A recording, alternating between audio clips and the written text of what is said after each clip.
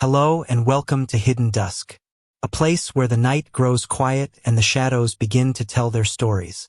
Before we begin, dim the lights, get comfortable and relax. And if you enjoy calm and eerie stories like this, don't forget to like the video and subscribe to the channel. Now, let the darkness guide you into tonight's story. Evan floated in the snug dark of the kitchen, waiting for the last car to crunch down the lane before he dared move. Perfumed steam from the fryers still clung to the ceiling beams. Stale grease, onions, malt vinegar, a faint trace of pickled eggs, everything left behind by a bustling Thursday night crowd.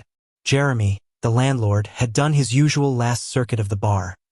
Shutters down, cash tin locked, cellar door bolted. He kept glancing over his shoulder, as though the pub itself might decide to unplug the beer lines in revenge for closing time. Jeremy always worried he'd forgotten something. In Evan's living years, he'd thought the habit endearing. 5 years dead, he found it handy. Jeremy never spotted the draft of cold that rippled the curtains when Evan drifted in, never noticed the roost of shadows in the corner by the dartboard. And he certainly didn't notice an unquiet barman stationed at the window. Evan's window now, the exact spot where an ill-judged tug on a plastic pumpkin had pitched him to the parquet below. Spine shattered like a dropped glass. Floorboards creaked. Evan held still. Jeremy locked the front door, rattled it twice, pocketed the key with the solemnity of a priest sliding a Bible into its case, then tottered to his van. Red taillights vanished round the bend. Count 5, Evan told himself. Then another 5 for luck. He materialized properly, an effort that felt like squeezing into trousers a size too small. Folded the dish rag he had been hiding behind, and slipped out to the courtyard. There he propped a sandwich board against the ivy-clad wall. On its chalk face he wrote nothing visible to mortal eyes. One of the regulars, a hedge witch who could brew a sleeping draught from nettles and gin, had charmed the wood. To passers-by it read simply last orders called, "Thank you." To those whose pulse no longer quickened, or had never quickened to begin with, the message blazed. The Veiled Tavern presents witching hour specials midnight 03:00 half price on spirits of any provenance, well-behaved familiars welcome. Free water in silver bowls. Task complete. Evan drifted back behind the bay window. The glass still bore a faint spider-shaped crack from his fatal fall. Technically, because he had died here, he was anchored. On quiet afternoons, he would press his face to the flaw and pretend he could feel autumn sun warming the sill as it had that last living morning. A pale leaflet had been left on table 4, a corner table under a wagon wheel strewn with cobweb fairy lights. Evan wondered if the pickled egg salesman had forgotten it. Then moonlight slid across the tabletop and he saw the border of lilies, the dates in neat serif. Ray Matthew Ferrant, 12 April 1970, October 15, 2024, beloved friend, cherished colleague, devoted father. Fresh, Evan thought. Barely 2 weeks boxed, and already his mourners are washing down nostalgia with best bitter. He felt a familiar pinch in the empty place that used to be his stomach. Envy, pity, curiosity. Boo! Nails screeched down the outside of the pane. Even incorporeal, Evan jolted. He recognized the voice and the theatrical timing and groaned, not in fear but in resignation. He unlatched the window. The sash groaned upward. Kathy oozed through in sections. First the bent velvet hat steepled with rusty orange feathers, then a pair of glittering eyes and a grin smeared with blackberry lipstick, then her entire wiry frame draped in cobweb lace. A satchel shaped like a cauldron banged against the sill. Somewhere inside the bag something sloshed. Something else rattled. Again with the scratching? Evan scolded, though it was impossible to keep the fondness from his voice. One night a gentleman at table 6 nearly had a coronary. She shrugged, vertebrae popping. Atmosphere, dear heart. You can thank me when word of mouth doubles your takings. She tapped the pane. Long black talons, blunt at the ends. Costume, not claws. Kathy refused to grow old gracefully. Said she was aiming for a dowager which stooped by 60. She'd likely manage it by next Michaelmas. Evan gestured at her bag. Those my tablets? Kathy rummaged. Out came a matchbox no bigger than a thumb. She set it beside the till. 12 left. Don't take more than one at once or you'll think you're still alive and we can't have that. Evan pocketed the box. Phantom pain flared down the columns of ribs that had snapped on the floorboards. You're a lifesaver, he said. After lifesaver, anyway. Usual payment. My usual payment is Jeremy's best Rioja. She fished behind the bar for a bottle, found an Argentinian Malbec, shrugged, pulled the cork with her teeth, and filled a pint glass to the brim. Close enough. Evan watched her drink, polishing glasses all the while, a reflex left over from his mortal career. You can taste it? Not really, but I remember the taste. That's half the trick. Before either could say more, soot thundered in the chimney. A blur of membranous wings blundered out, scattering ash onto the rug. Evan slid the hearth shovel under the glowing crumbs. Evening, Edward. The bat fluttered a victory lap, shrank midair, and landed on a stool as a man in immaculate evening dress. Shoes like polished ink, waistcoat with brass buttons, cape lining crimson as congealed blood. He was powder pale. He powdered himself anyway. Edward. Kathy lifted her glass in salute, then spoiled the politeness by adding, "Or is it Teddy tonight?" Edward shuddered. "Names shorten with the neck, madam." Evan placed a crystal tumbler on a neatly folded napkin. Tomato juice, celery bitters, and, because Edward had to believe, just enough AB negative to tint the drink a convincing crimson. No garlic, a single celery stick artfully skewered. Edward sniffed, sipped, hissed pleasure. "Compliments to your sommelier," he said. "Though can I persuade you to replace these napkins with linen? One does miss standards." "Standards cost money," Evan said, drying a pint pot.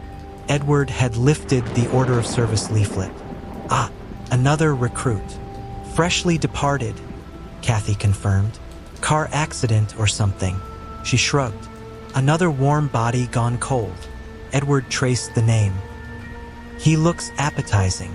His fangs showed, pearl chips behind pale lips. In life, Edward had been some minor Georgian aristocrat. In undeath, he remained equally fussy and undermothered. Evan suspected Mother was as undead as her boy but infinitely more practical, and that Edward escaped her manor only when she hibernated through winter. Evan was about to suggest they behave when Knox rattled the locked front door. Kathy cackled. "No handle turns, mate. Try phasing." The latch jiggled again, followed by a muffled expletive. A hand, translucent, uncertain, poked through the oak planks. Evan recognized the birthmark on one transparent knuckle from the photo on the leaflet. Ray Farrant was already learning the first rule. Doors are for the living. "Almost there," Evan called, soft so as not to spook him. Passing through walls took nerve.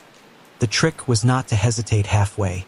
The newcomer's outline emerged like smoke pressed into human mold. Jeans, jacket, startled eyes. He blinked at the trio, witch with wine mustache, vampire with napkin, ghost with bar cloth. Where, his voice snagged. Veiled Tavern's unofficial after-party. Kathy slid the leaflet across. "You're the guest of honor, Ray." Ray read the dates, touched his chest, finally registered the absence of heartbeat. He didn't faint. Strictly speaking, he couldn't, but he swayed. Evan slid the newbie Negroni across the counter. Equal parts vermouth, Campari, gin, topped with something he refused to describe. "Helps with the realization," he promised. Ray took a cautious sip, winced. "Tastes like pennies and Christmas." Then, because shock does peculiar things, he downed the rest. Edward stood, gave a courtly bow. "Welcome to eternity. Advice: choose your companions wisely." With that, he shimmered, shrank, and burst up the chimney in a gout of sparks. Ray flinched. "Was that real?" "As real as anything," Evan said. "Second round." Kathy patted the stool beside her, eyes sparkling behind coal dust lashes. Ray hesitated, but hunger for company outweighed caution. He settled, and she draped a companionable arm around his shoulders. Evan pretended not to notice her cauldron tipping forward, decanting more red into her glass and a splash into Ray's. The door thudded again, different rhythm. Evan peeked. Jeremy, back already, fumbling keys. Time had slipped. He turned to Kathy. Lock in, she grinned. I'll throw a glamour. He'll think the cellar leak sprung again. Be too busy mopping. Evan returned to the bar, polished another glass, and watched Ray relax by degrees as Kathy explained liquor laws for the dead, maze-like politics of covens, Edward's chronic Oedipal woes. Outside, Jeremy cursed descending stairs. Ash crackled in the grate. Midnight crept past. The veiled tavern breathed warm. Secret life. No unlife. Around its newest regular. And Evan, polishing glasses he'd never again touch with living skin, felt something like satisfaction rise in the hollow where his heart had been. Oh. By the time I have finished telling this story, I hope you will understand why I still keep a hard hat hung on the peg inside my front door and why, even now, the smell of fresh-cut straw or unseasoned timber gives me a twinge behind the ribs. I have worked as an inspector for the Woodland Building Department, WBD on the forms, the department to everybody else, for almost 3 decades. 27 years, 4 months, and a scattering of days, to be exact. During that time I have climbed up rickety ladders, pushed my way into half-finished treehouses, crawled beneath sagging cottages, and once rappelled down the side of a 500-foot beanstalk to photograph a load-bearing splice that should never have been approved. I have seen footings poured in mud, chimneys mortared with marshmallow creme, joists joined with chewing gum wrappers, roofs held together by faith and wishful thinking. Basically, if someone can build it wrong, I have stood beside it with a clipboard in my paws and pointed out precisely which section of the 2021 International Residential Code they were ignoring. And yes, I have heard every joke about wolves and huffing and puffing. Very amusing, thank you. It was less amusing on the afternoon when a slab of straw and daub wall collapsed onto my tail because the owner had used baling twine instead of proper galvanized ties. Workers' Comp still sends me annual questionnaires. Rate your pain on a scale of 1 to 10. I give them a polite 3 and carry on. All of which is to say that on the morning an anonymous caller phoned our compliance hotline about 3 suspicious new houses in the Lower Woods district. No permits, no drawings, no anything. Nobody else in the office was surprised that the file landed on my desk. Zone 4 is my territory. High winds in winter, spring floodplain, clay soil that shifts if you look at it wrong, plus a zoning overlay for migratory owl habitat. Any house that goes up down there has to follow rules, and those rules keep families from losing roofs, foundations, or feathers. The file was thin, a roughly scribbled map, a few blurry photos, the caller's note. Structures appear unsound. I zoomed in on the first photo and felt my whiskers twitch. An A-frame built of straw? Not straw bales, which you can actually engineer to code if you know what you're doing, but loose straw bundled with twine and stacked like an overgrown scarecrow. The second photo revealed mismatched saplings nailed together without so much as a diagonal brace, let alone a sheer wall. I could almost smell the rot. The third structure was brick, good clay bricks, by the look of it, laid in something approaching level courses. Possibly legal, if everything below ground was as sturdy as the walls above. But none of them had come through us. That meant no stamped plans, no soils report, no certificate of occupancy. That meant risk, plain and simple. You don't wait a week when 40-mile-an-hour gales are in the forecast. Section 109.3 of our municipal code lets an inspector perform an immediate on-site safety check if he or she has reasonable cause to suspect imminent failure. I had cause. I set out at dawn in the department truck, a faded green pickup with the WBD seal on the doors and an emergency orange beacon on the roof. I wore the uniform khakis, steel-toe boots, and a blue polo with my name embroidered over the heart. B. Wolf, Senior Inspector. Folks sometimes raise eyebrows at that surname. Woodland is inclusive in theory, but more than once I have arrived on a job site to find an owner clutching hardware. Species stereotyping, they call it in the HR seminars. Gets worse if you are descended from a line of big bads, no matter how many continuing education certificates you hang on the office wall. At 9 sharp, I pulled up outside the straw structure. It crouched under a willow's branches like a stack of harvest leftovers some child had hollowed for play. No gutter, no eave, no proper doorway. Just a flap of rush matting hanging from a bent wood arch. I rapped on the frame. Loose stalks sifted down. Inspection, I announced, loud and professional. Owner, please present yourself. A squeaking voice answered. Not by the hair of my chinny chin. That, you will appreciate, is not an approved response.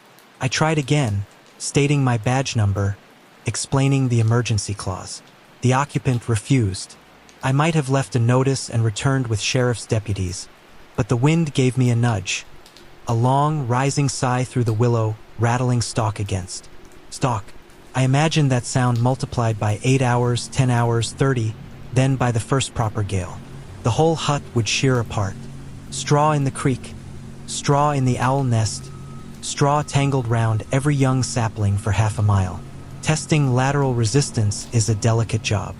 Normally you set up a calibrated hydraulic ram. Takes half an hour to assemble. But straw? A stern breath told me what I needed. I drew in air, just air, none of this media huff and puff nonsense, and exhaled across the wall.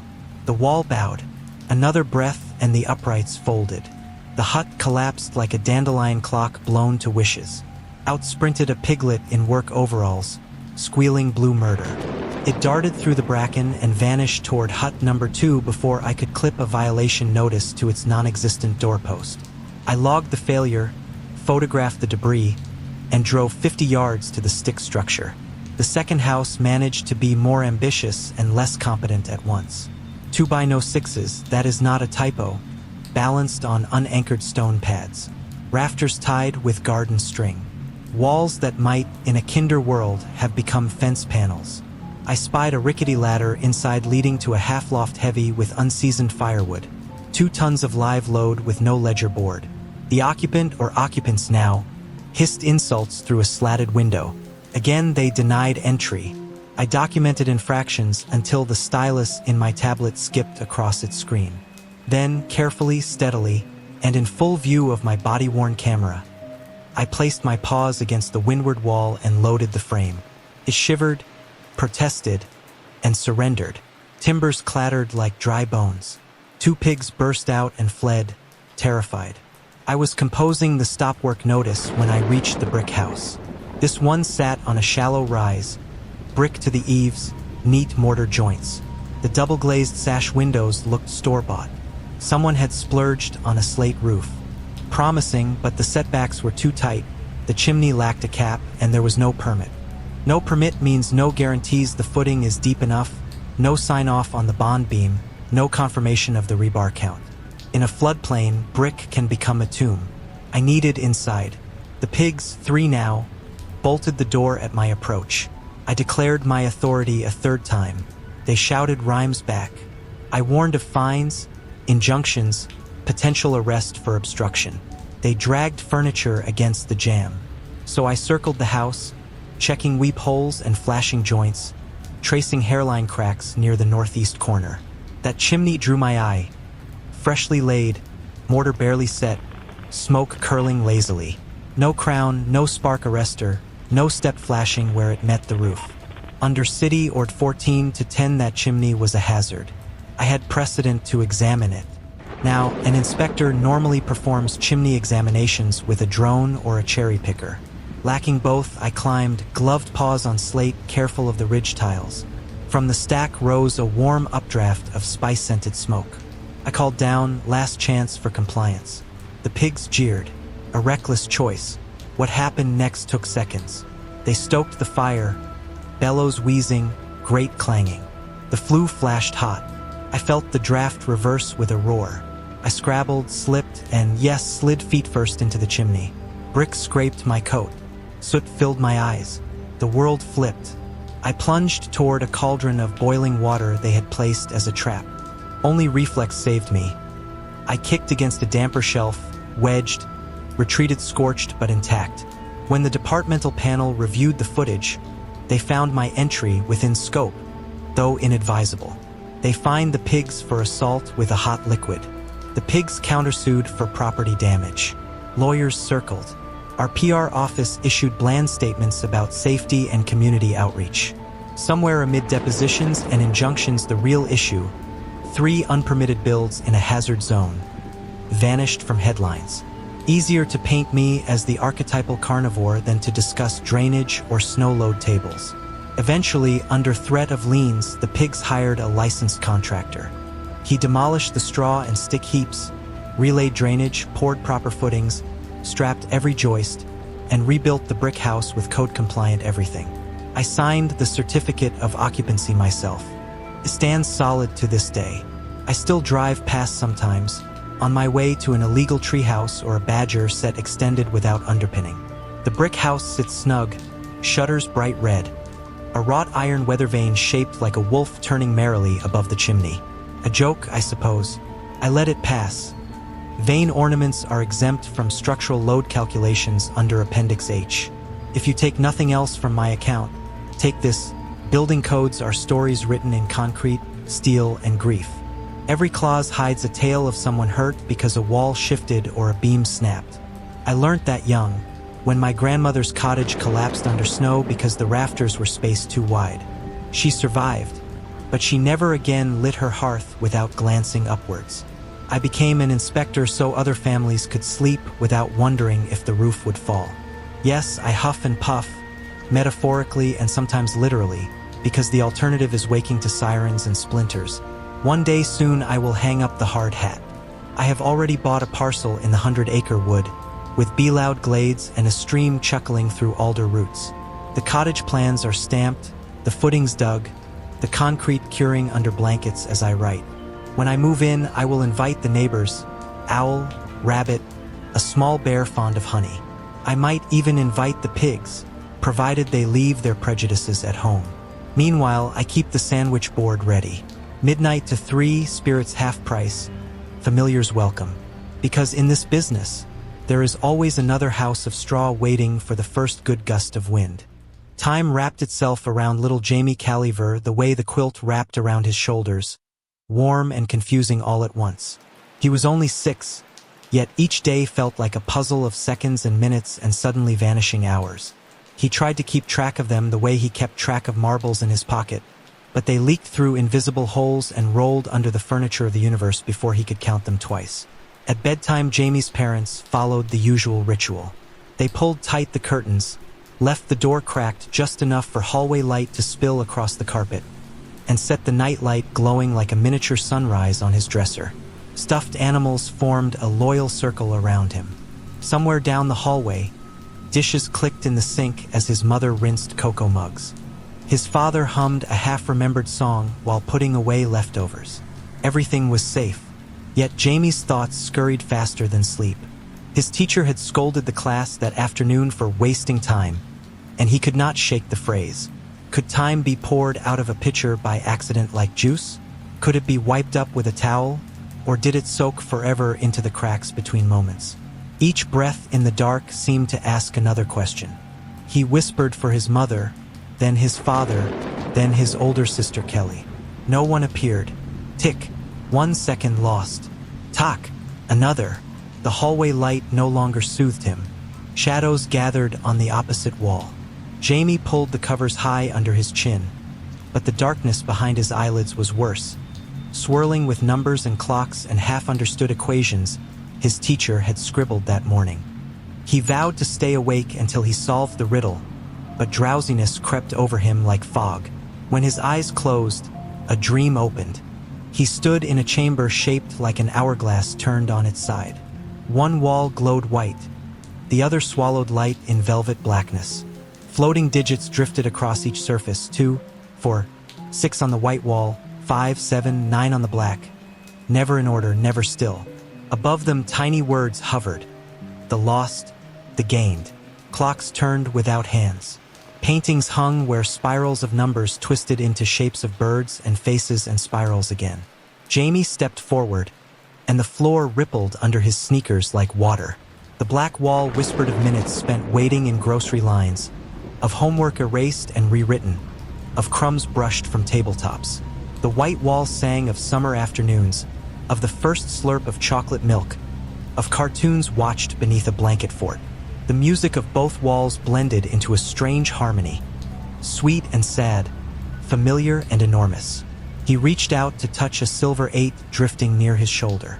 It darted away, and suddenly a whirlwind of digits coiled around him.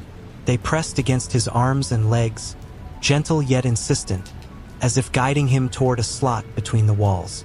The slot widened into a tunnel of swirling light. Before he could protest, he was tumbling through it, curled like a seed at the center of a cyclone. A cold tingle crawled up from his toes. His eyelids fluttered, and the dream disintegrated into early dawn. He woke to his mother's soft voice reading from a picture book about ancient Egypt. Light from the hallway kissed the page edges gold. And that is how the first astronomers watched the shadow of a pillar to measure each passing hour, she concluded, closing the book with a hush. She brushed a lock of hair from Jamie's forehead. Time can be counted, but it never turns back. Jamie blinked at her. The dream clung to him like cobwebs. But Mom, where did the man in the story go when he walked into the clock? He fell into a place with numbers on the walls. Was that real? Imagination, sweetheart, she said, smiling. A mind as bright as yours can travel to amazing lands. She kissed him and whispered, "Good night, little time traveler." He stared at the ceiling while she tucked the quilt. Questions buzzed louder now that daylight seeped through the curtains. "Did you waste time reading to me, Mom? Are those seconds falling into the black wall of lost?" She sat on the edge of the bed, surprised by his grave tone. "When we spend moments together, they aren't lost, Jamie. They change shape. They turn into memories like pictures you keep in your head. Maybe they fade from sight, but they stay inside us." Jamie frowned. "So seconds don't disappear? They just move. Maybe they drift to someone else," she said, thinking aloud. "An astronaut in orbit or somebody on the other side of the world waking up when we fall asleep. The universe is big enough to use every second twice." He pictured a farmer in a dawn time zone stretching while he himself curled into sleep. That farmer might catch a second Jamie let go. The idea felt like sharing rather than losing. He yawned, heavy lids sliding shut. In his second dream, the white and black walls met seamlessly, no longer separate domains but one great canvas. Numbers from both colors fused into constellations that twinkled in a purple sky. Jamie followed a glowing path toward an ocean mirror where the moon wrote ripples across time. At the water's edge stood an older boy with familiar eyes, sketchbook in hand. The boy waved, beckoning Jamie to watch the tide pull moments to and fro like marbles in a tidal. When Jamie woke again, the bedroom clock showed 7:07 a.m. His mother's voice drifted from the kitchen, humming the tune his father had hummed the night before. Years unfolded the way calendars do, slow when you stare, swift when you look back. Jamie's questions about time only multiplied. He built sundials in the backyard, waited all night with a camera to capture star trails, read about Einstein and Hawking before his age hit double digits. He convinced the librarian to order books on atomic clocks and quantum gravity. Yet no equation satisfied the ache he felt whenever a sweet moment ended. At 14, Jamie programmed an alarm to chime every hour as a reminder to notice where his attention was. He discovered he spent too many minutes doom scrolling, so he taught himself to draw instead. At 16, he logged every afternoon painting clouds from the roof, letting sunlight fade across his sketchpad until streetlights flickered. Each brushstroke felt like rescuing one more second from slipping unseen into the black wall. College introduced him to calculus, philosophy, and heartbreak. A breakup made semesters stretch like rubber, yet dawn still arrived at its appointed tick-tock. One sleepless night, he found the old Egyptian picture book in a box from home.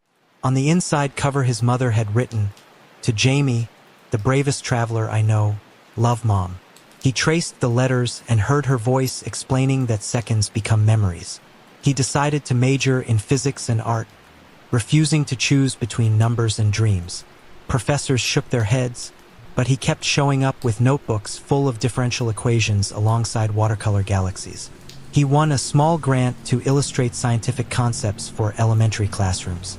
The first poster he painted showed a child catching seconds like fireflies and releasing them into a sky shared by children everywhere. During graduate school, Jamie spent long nights in a lab, calibrating an optical cavity to measure nanosecond intervals. When fatigue blurred the digits on his screen, he would step outside onto the campus lawn and stare up at the same moon that once guided him down a hallway. He imagined seconds dripping from his fingertips into the grass, feeding roots that would outlive him. On the anniversary of his father's passing, Jamie flew home. He found his mother sitting in the garden, pruning dead blossoms. They talked until stars pricked through twilight. She asked if he still dreamed about walls of numbers. He laughed softly. Sometimes. They looked different now, more like doors than barriers. He showed her a pendant he wore beneath his shirt, 2 tiny gears turning opposite directions inside a glass case. Lost, he said, touching one gear. Gained, tapping the other. They turned in synchrony. After his PhD defense, a journal invited Jamie to illustrate an article on time symmetry. He painted his dream chamber again, but merged the walls into a spiral staircase ascending into starlight. A child climbed, trailing ribbons of seconds sparkling like fireflies. The caption read, "Moments never die. They change address." The illustration traveled further than he expected. A space agency asked him to design outreach material for a Mars mission. Jamie grinned at the cosmic joke. Perhaps an alien on Mars would one day see a second he mislaid at school. He painted a red dust landscape where an astronaut released glowing numbers into pale sky, watched by Martian children. Late that year, Jamie's mother fell ill. He hurried home, carrying sketches to show her. At her bedside, he described the Martian painting, the dust, the fireflies made of time. Her eyes sparkled behind oxygen tubing. "They're beautiful seconds, Jamie," she whispered. "Make sure none are wasted." After the funeral, Jamie returned to his childhood room. The night light still glowed, the curtains still closed at that comforting slant. He lay under the same quilt, now small across grown shoulders, and listened. The house creaked, clocks hummed, crickets sang beyond the window. Seconds flowed unchecked, yet each felt warm against his skin. In the half-dream just before sleep, Jamie found himself back in the chamber. The signs above the walls had faded. Where they once read the lost and the gained, new words glimmered. All given, all received. Totals no longer mattered. Seconds were gifts sliding back and forth like beads on a string. He traced a path toward the ocean mirror. On the shore stood a cat made of starlight, tail flicking. It meowed, a single bright note, and sprinted away into dawn. Jamie woke smiling. He rose, opened the curtains, and watched light flood across his desk. One more day started counting. Somewhere, perhaps on Mars, a child looked up at the same sun delayed by minutes of orbital geometry. Somewhere else, an astronaut orbited above dawn. And in every heart that remembered a moment with love, a newly counted second glowed. Jamie boiled water for tea, knowing the kettle's whistle would mark another measurement. He did not worry about wasting it. The moment would travel, as all moments do, from hand to hand through the universe, never lost, only passed along. Sam never learned the title of the late-night movie that sparked his anxiety, and over the years he looked for it only half-heartedly, as if naming it would lend the memory more power. All he knew was that it had played on a local station sometime after 11 p.m. on a Friday when he was 8, and that his mother, who worked 2 jobs, had drifted off on the couch before the opening credits ended. The house had been silent except for the hum of the refrigerator and an occasional car rolling down their dim suburban street. Sam's older sister was away at a sleepover, his stepfather on a long-haul trucking route. For 1 hour and 42 minutes, the living room belonged to him and the glowing box in the corner. At first, the film seemed harmless. Summertime hijinks, cheerful flute music, half-slapstick pranks between brothers at a lakefront camp. The boy who would later dominate Sam's imagination, blonde, gap-toothed, brimming with confidence, was simply one of several mischievous kids. Sam ate dry cereal from the box, imitating the on-screen laughter and imagining himself in that pine-scented world. Then the mood shifted. An accidental push became a tumble off a dock. The camera followed the blonde boy into dark water. In real life, Sam had never swum in anything deeper than the community center pool, but he felt the rush of cold as though he, too, had plunged. For a moment, the boy surfaced, gasped, cried for help. Then a creak of the dock drowned his little voice. He vanished beneath a smear of moonlight. Bubbles floated up. Silence. The picture lingered on still, black water. No counselor on shore, no helping hand. Only distant loons called across the lake. Sam's breath caught in his throat. When the scene finally cut away to panicked campers running down a hill, Sam released a wheezy exhale that burned his lungs. His mother stirred at the noise, fumbled for the remote, and told him in a sleepy mumble to get to bed. When the screen went dark, Sam could not move. A weight pinned him to the lumpy cushion. He stared into the blank glass, expecting the drowned boy's face to reappear like a ghostly reflection. Only when his mother flicked on the hallway light did Sam shuffle toward his room, each step heavy with dread. He crawled under the blanket and pressed both palms against his chest, sure that if he loosened his grip, the water from the film would pour into his lungs. For weeks after that, water frightened him in subtle ways. He held his breath in the bathtub each time the drain gurgled. He avoided garden hoses when neighborhood kids sprayed them across driveways. At school, he lied about stomachaches to skip swim class, sitting on the bleachers with a towel around his shoulders, pretending to cheer for classmates. Yet what terrified him most were television reruns. The drowned actor had starred in a beloved series about a friendly alien. Whenever an episode popped up while channel surfing, Sam's body tensed. He knew the child star survived in real life, grew older, kept acting. Yet the knowledge did not dim the panic. Laughter tracks underscored danger. Bright studio lighting felt like glare off a lake at dusk. By adolescence, Sam dismissed the memory as a childish exaggeration, but the sensation never fully faded. He learned to swim, dove from high boards at the municipal pool, even snorkeled during a family trip to Florida. In daylight, fear seemed laughable. At night, though, when infomercials flickered and silence pressed against bedroom walls, the drowning boy drifted back. Years passed. After community college, Sam applied for a low-level job at a television studio because he liked moving parts. Cameras sliding on rails, lights that had to be gelled and raised, cables to coil neatly like garden snakes asleep. He told friends he was just a production grunt, but he liked the word production. It implied something was always being made, and he could help make it. The studio produced regional commercials, talk shows, police training videos, nothing glamorous, yet the bustle felt important. He patched microphones to mixers, carried prop chairs, copied call sheets.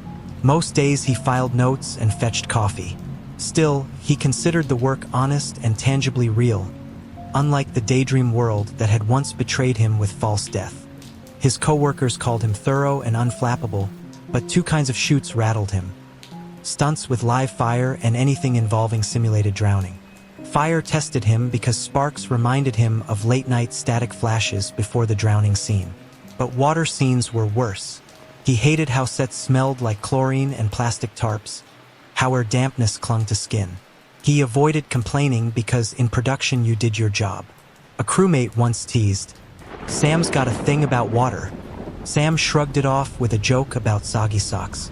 On a muggy Tuesday in July, a director named Claudia booked Studio C for a music video. She requested a clear acrylic tank the size of a compact SUV, filled waist-deep so an actress could appear submerged. Sam joined the build crew early, wheeling in aluminum lighting stands while grips erected the tank. Claudia paced with a tablet dictating angles. Sam kept eyes on cables, not on the water tolling quietly in the wide vessel. When Claudia asked him to check depth, his pulse ticked. He measured with a yardstick, relaying dimensions in a calm voice. His hand trembled, but nobody noticed. During rehearsal, Sam monitored the boom mic, trying not to stare at the actress who floated in vintage lace. Claudia called action, and the actress exhaled, sank, then let limbs drift as if sleeping beneath lily pads. Each take required 40 seconds underwater. At first, Sam kept busy wrapping cables. Then the image of the boy resurfaced. Blonde hair fanning in dark water, eyes open, mouth forming bubbles. Sam gripped a sandbag to still himself. Back home that evening, he microwaved noodles, unable to taste them. Steam curled up like the drowned boy's last breath. He set the bowl down and paced his apartment. At 2:15 a.m., jolted awake from dreams of endless blue corridors, he scribbled on a sticky note, "Call in sick." At dawn, he wadded the note and went to work anyway. A month later, Claudia hired the studio again for pickups, but the water tank had been returned to storage. Sam sighed relief, until the assistant director asked him to deliver a props crate to the back lot where Claudia was shooting B-roll beside a public fountain. When Sam arrived, Claudia chatted with a man in casual clothes, sleeves rolled. Sam recognized the face before the name. It was the actor, the boy who had drowned on screen, grown into a lean man with a light beard. He laughed easily, gesturing at the fountain, explaining something about camera focal lengths. Hearing that laugh jarred Sam more than any nightmare. He set the crate down. Claudia waved him over. "Sam, meet Kyle Rivers. You probably saw him on TV back in the day. He's directing second unit for me." Sam's tongue stuck. Kyle offered a handshake. His grip was warm, dry. "Thanks for hauling gear. We'll need the rubber duck soon." Sam nodded too sharply. Huge fan." The lie stung. Kyle's gaze was steady, kind. Within an hour, Sam fetched battery packs, duct tape, coffee. Kyle thanked him twice, shooting pickups swiftly. Between takes he hummed tunelessly. No arrogance. No hint of what Sam expected from a figure that haunted him. Back at Soundstage, Sam Googled Kyle Rivers movie lake scene, but found only fan forums praising a gut-wrenching child death for PG-13 audiences. Someone linked an interview clip. Sam clicked.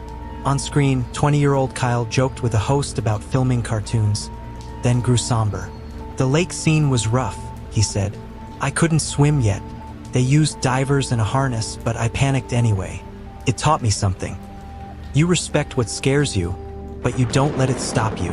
The audience applauded. Sam rewatched that sentence until words blurred.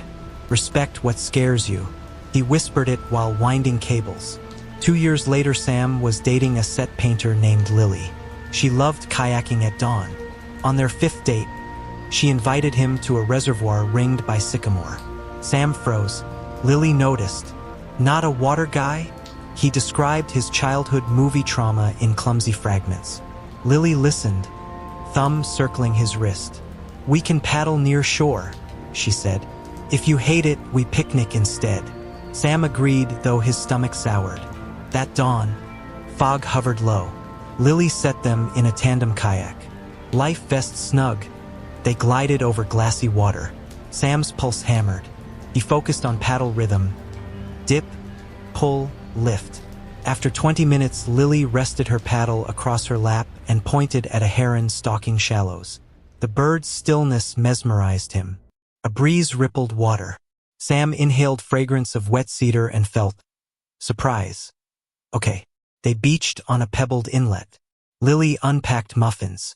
Sam's legs shook stepping onto land, but exhilaration bloomed behind ribs. "You did it," Lily said. He laughed, half tearful. That winter they moved into a house with squeaky floors and a clawfoot tub. Sam bought lily-patterned shower curtains as a joke. He still worked production, now lead assistant. Claudia and other directors requested him. Once, Claudia asked him to supervise an underwater shoot in a dive pool. He considered declining, then said yes. He took aquatic safety training, learned hand signals, oversaw rigging. The stunt performer surfaced smiling. The crew clapped. Sam logged the day as both exhausting and oddly normal. On a quiet Sunday evening, Lily nudged him on the couch. "Look!" The news banner on her tablet read, "Former child star Kyle Rivers dies at 34. Cardiac condition. Peaceful." Sam pressed fingers to lips.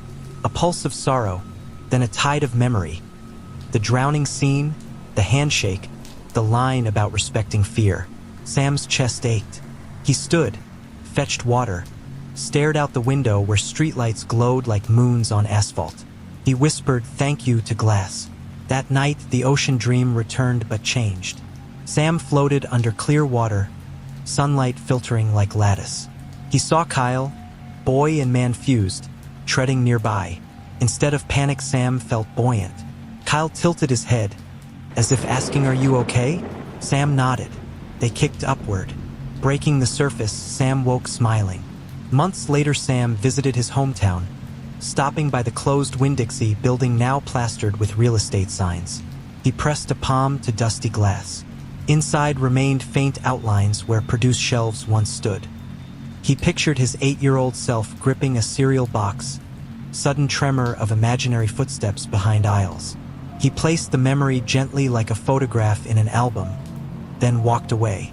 Back at work, a new hire asked why equipment bins were numbered out of sequence. Sam told her about a flood years ago, how labeling changed. She laughed. "Water curses everything, huh?" Sam grinned. "Maybe," he said, "or maybe it just reminds us to pay attention." On his 33rd birthday, Lily surprised him with scuba lessons. This time he said yes without pause. In a heated pool, instructor Tess taught mask clearing, regulator recovery. Sam's heartbeat thrummed in ears but steadied. Tess led him down to the tiled bottom. He knelt, breathing compressed air, marveling at bubbles curling skyward. Lily gave a double thumbs up. Sam pressed palm to chest. "I'm okay." Underwater, time felt syrupy. He remembered the drowning scene but now viewed it like footage in an editing suite. Angles, cuts, artificial storm machine. He pictured younger Sam on that sofa, cereal dust on pajama collar. "You'll be fine," he told that boy. Bubbles carried the words upward. Training progressed to quarry dives amid sunken trees. On Sam's 5th open water session, Tess guided him to an old-school bus shell. Inside, algae shivered. Light shafted through broken windows. Sam hovered in weightless quiet. In the driver's seat sat a carved wooden mannequin strapped by cables, part of a rescue drill. His painted grin flashed. Sam thought of Kyle. Fearless, terrified, then fearless again. Breaking surface, Sam whooped. Lily surfaced laughing. Tess clapped rubber-gloved hands. Sam's fear didn't vanish. It reshaped into respect. He caught himself daydreaming about helping design safer water sets. He enrolled in a weekend course on stunt rig coordination. He drafted a memo for Claudia about new emergency breather rigs. On a warm May afternoon, Sam drove through city traffic listening to a podcast about child actors and resilience. The host quoted Kyle Rivers, recorded 6 months before his death. "Our younger selves hand us keys to locked rooms. We spend adult life deciding whether to open the doors." Sam hummed agreement. He parked near a river trail, met Lily and their dog, and watched kayakers glide. He shouted paddle tips. Lily teased that he'd become a water snob. Sunlight gilded ripples. Sam's chest felt broad enough to hold both past panic and present peace. He could still recite the fear, frame by frame, but it no longer pinned him. It simply rode along like a caution sign on the roadside, useful but not paralyzing. That evening he stood at the kitchen sink rinsing scuba gear. Water pooled, warm. He traced circles on the wet neoprene and pictured the drowned actor's eyes, no longer wide with terror but soft with understanding. Sam nodded to the memory and let water swirl down the drain, sparkling under overhead light. He didn't need complete erasure of dread. He needed the knowledge that dread could coexist with courage. On the coffee table lay the scuba certification card he'd mail tomorrow.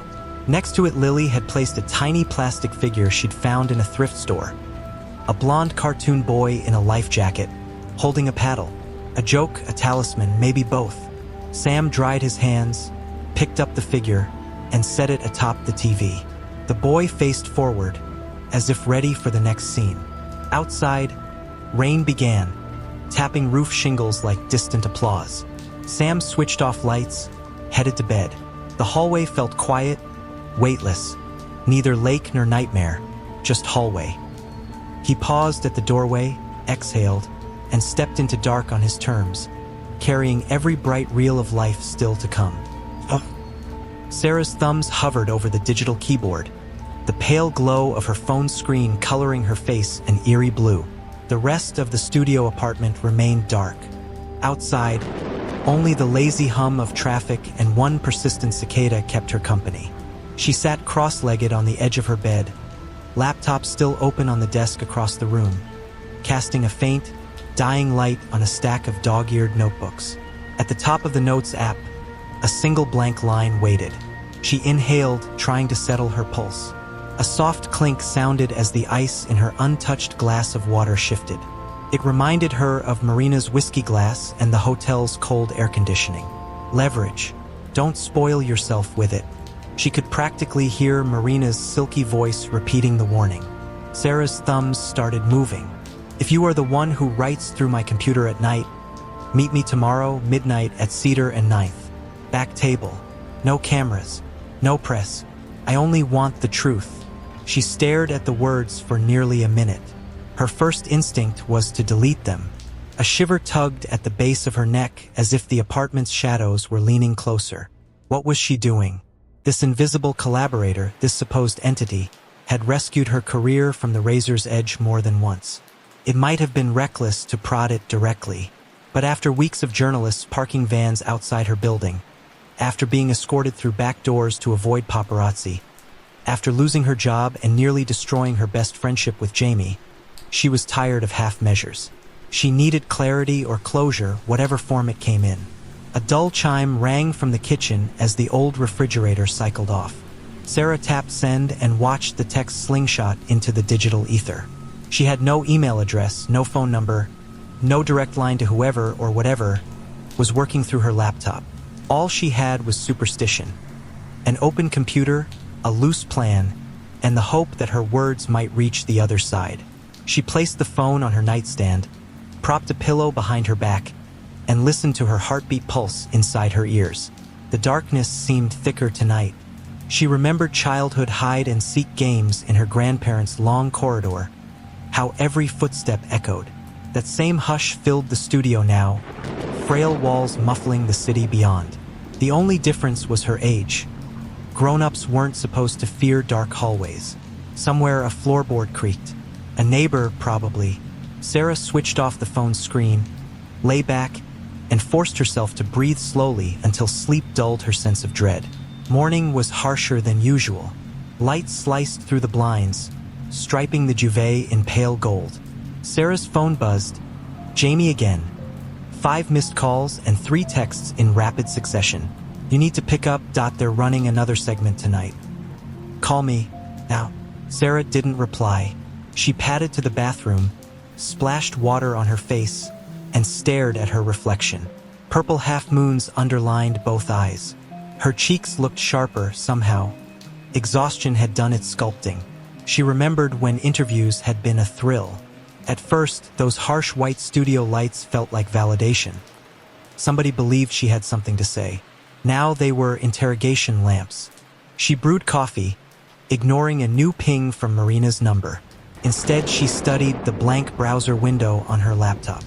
No fresh drafts in her word processor. No midnight edits to surprise her. Whoever or whatever had been ghostwriting seemed to have paused. Maybe it was waiting. A knock startled her. She flinched, spilling coffee onto her wrist.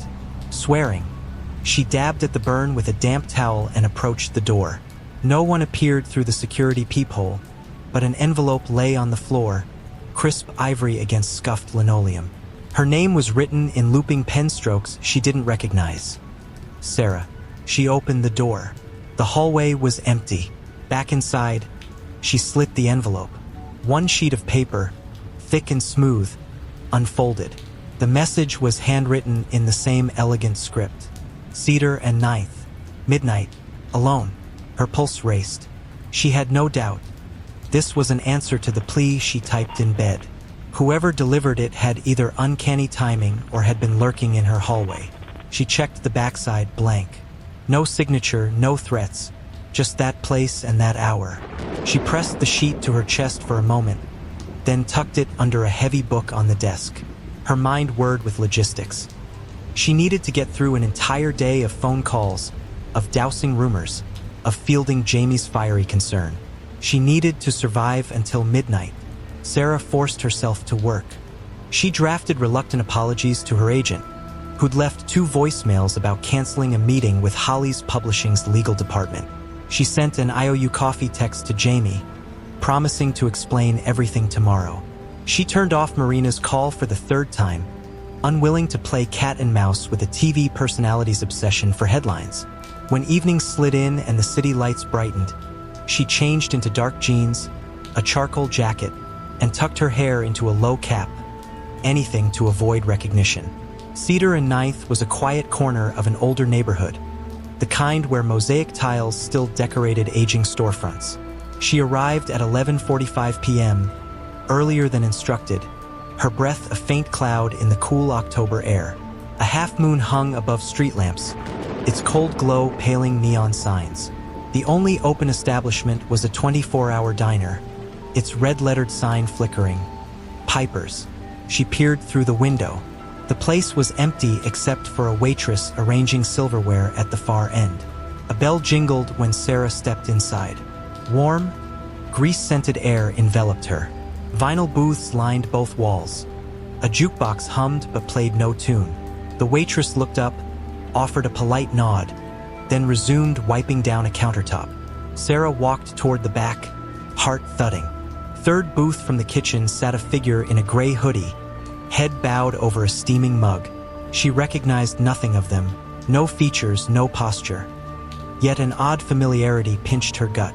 She hesitated. The figure reached out and tapped the vinyl seat across from him, wordless invitation. She slid in. The hood stayed up, hiding much of the stranger's face. Steam curled between them, carrying the scent of black coffee. For a while neither spoke, as if rehearsing lines silently for a play. Finally Sarah murmured, Are you the one?" A faint chuckle drifted from the hood. "The one who finishes your sentences?" Her lungs froze. The voice was calm, of indeterminate age and pitch, like a radio tuned between stations. She swallowed. "Why me? What do you want?" "I want what every storyteller wants," the figure whispered. "To be heard, to be read. And I chose you because you needed a voice." The head tilted slightly. "And I needed hands." Sarah tried to steady trembling fingers. "You wrote the proposal, the chapters, everything?" The figure's shoulders rose, almost apologetic. "I shaped what you dreamed, Sarah. You'd leave scraps, ideas, outlines. I gave them life." A glint of eyes below the hood caught light, unusual, silvery, reflecting the neon sign like small moons.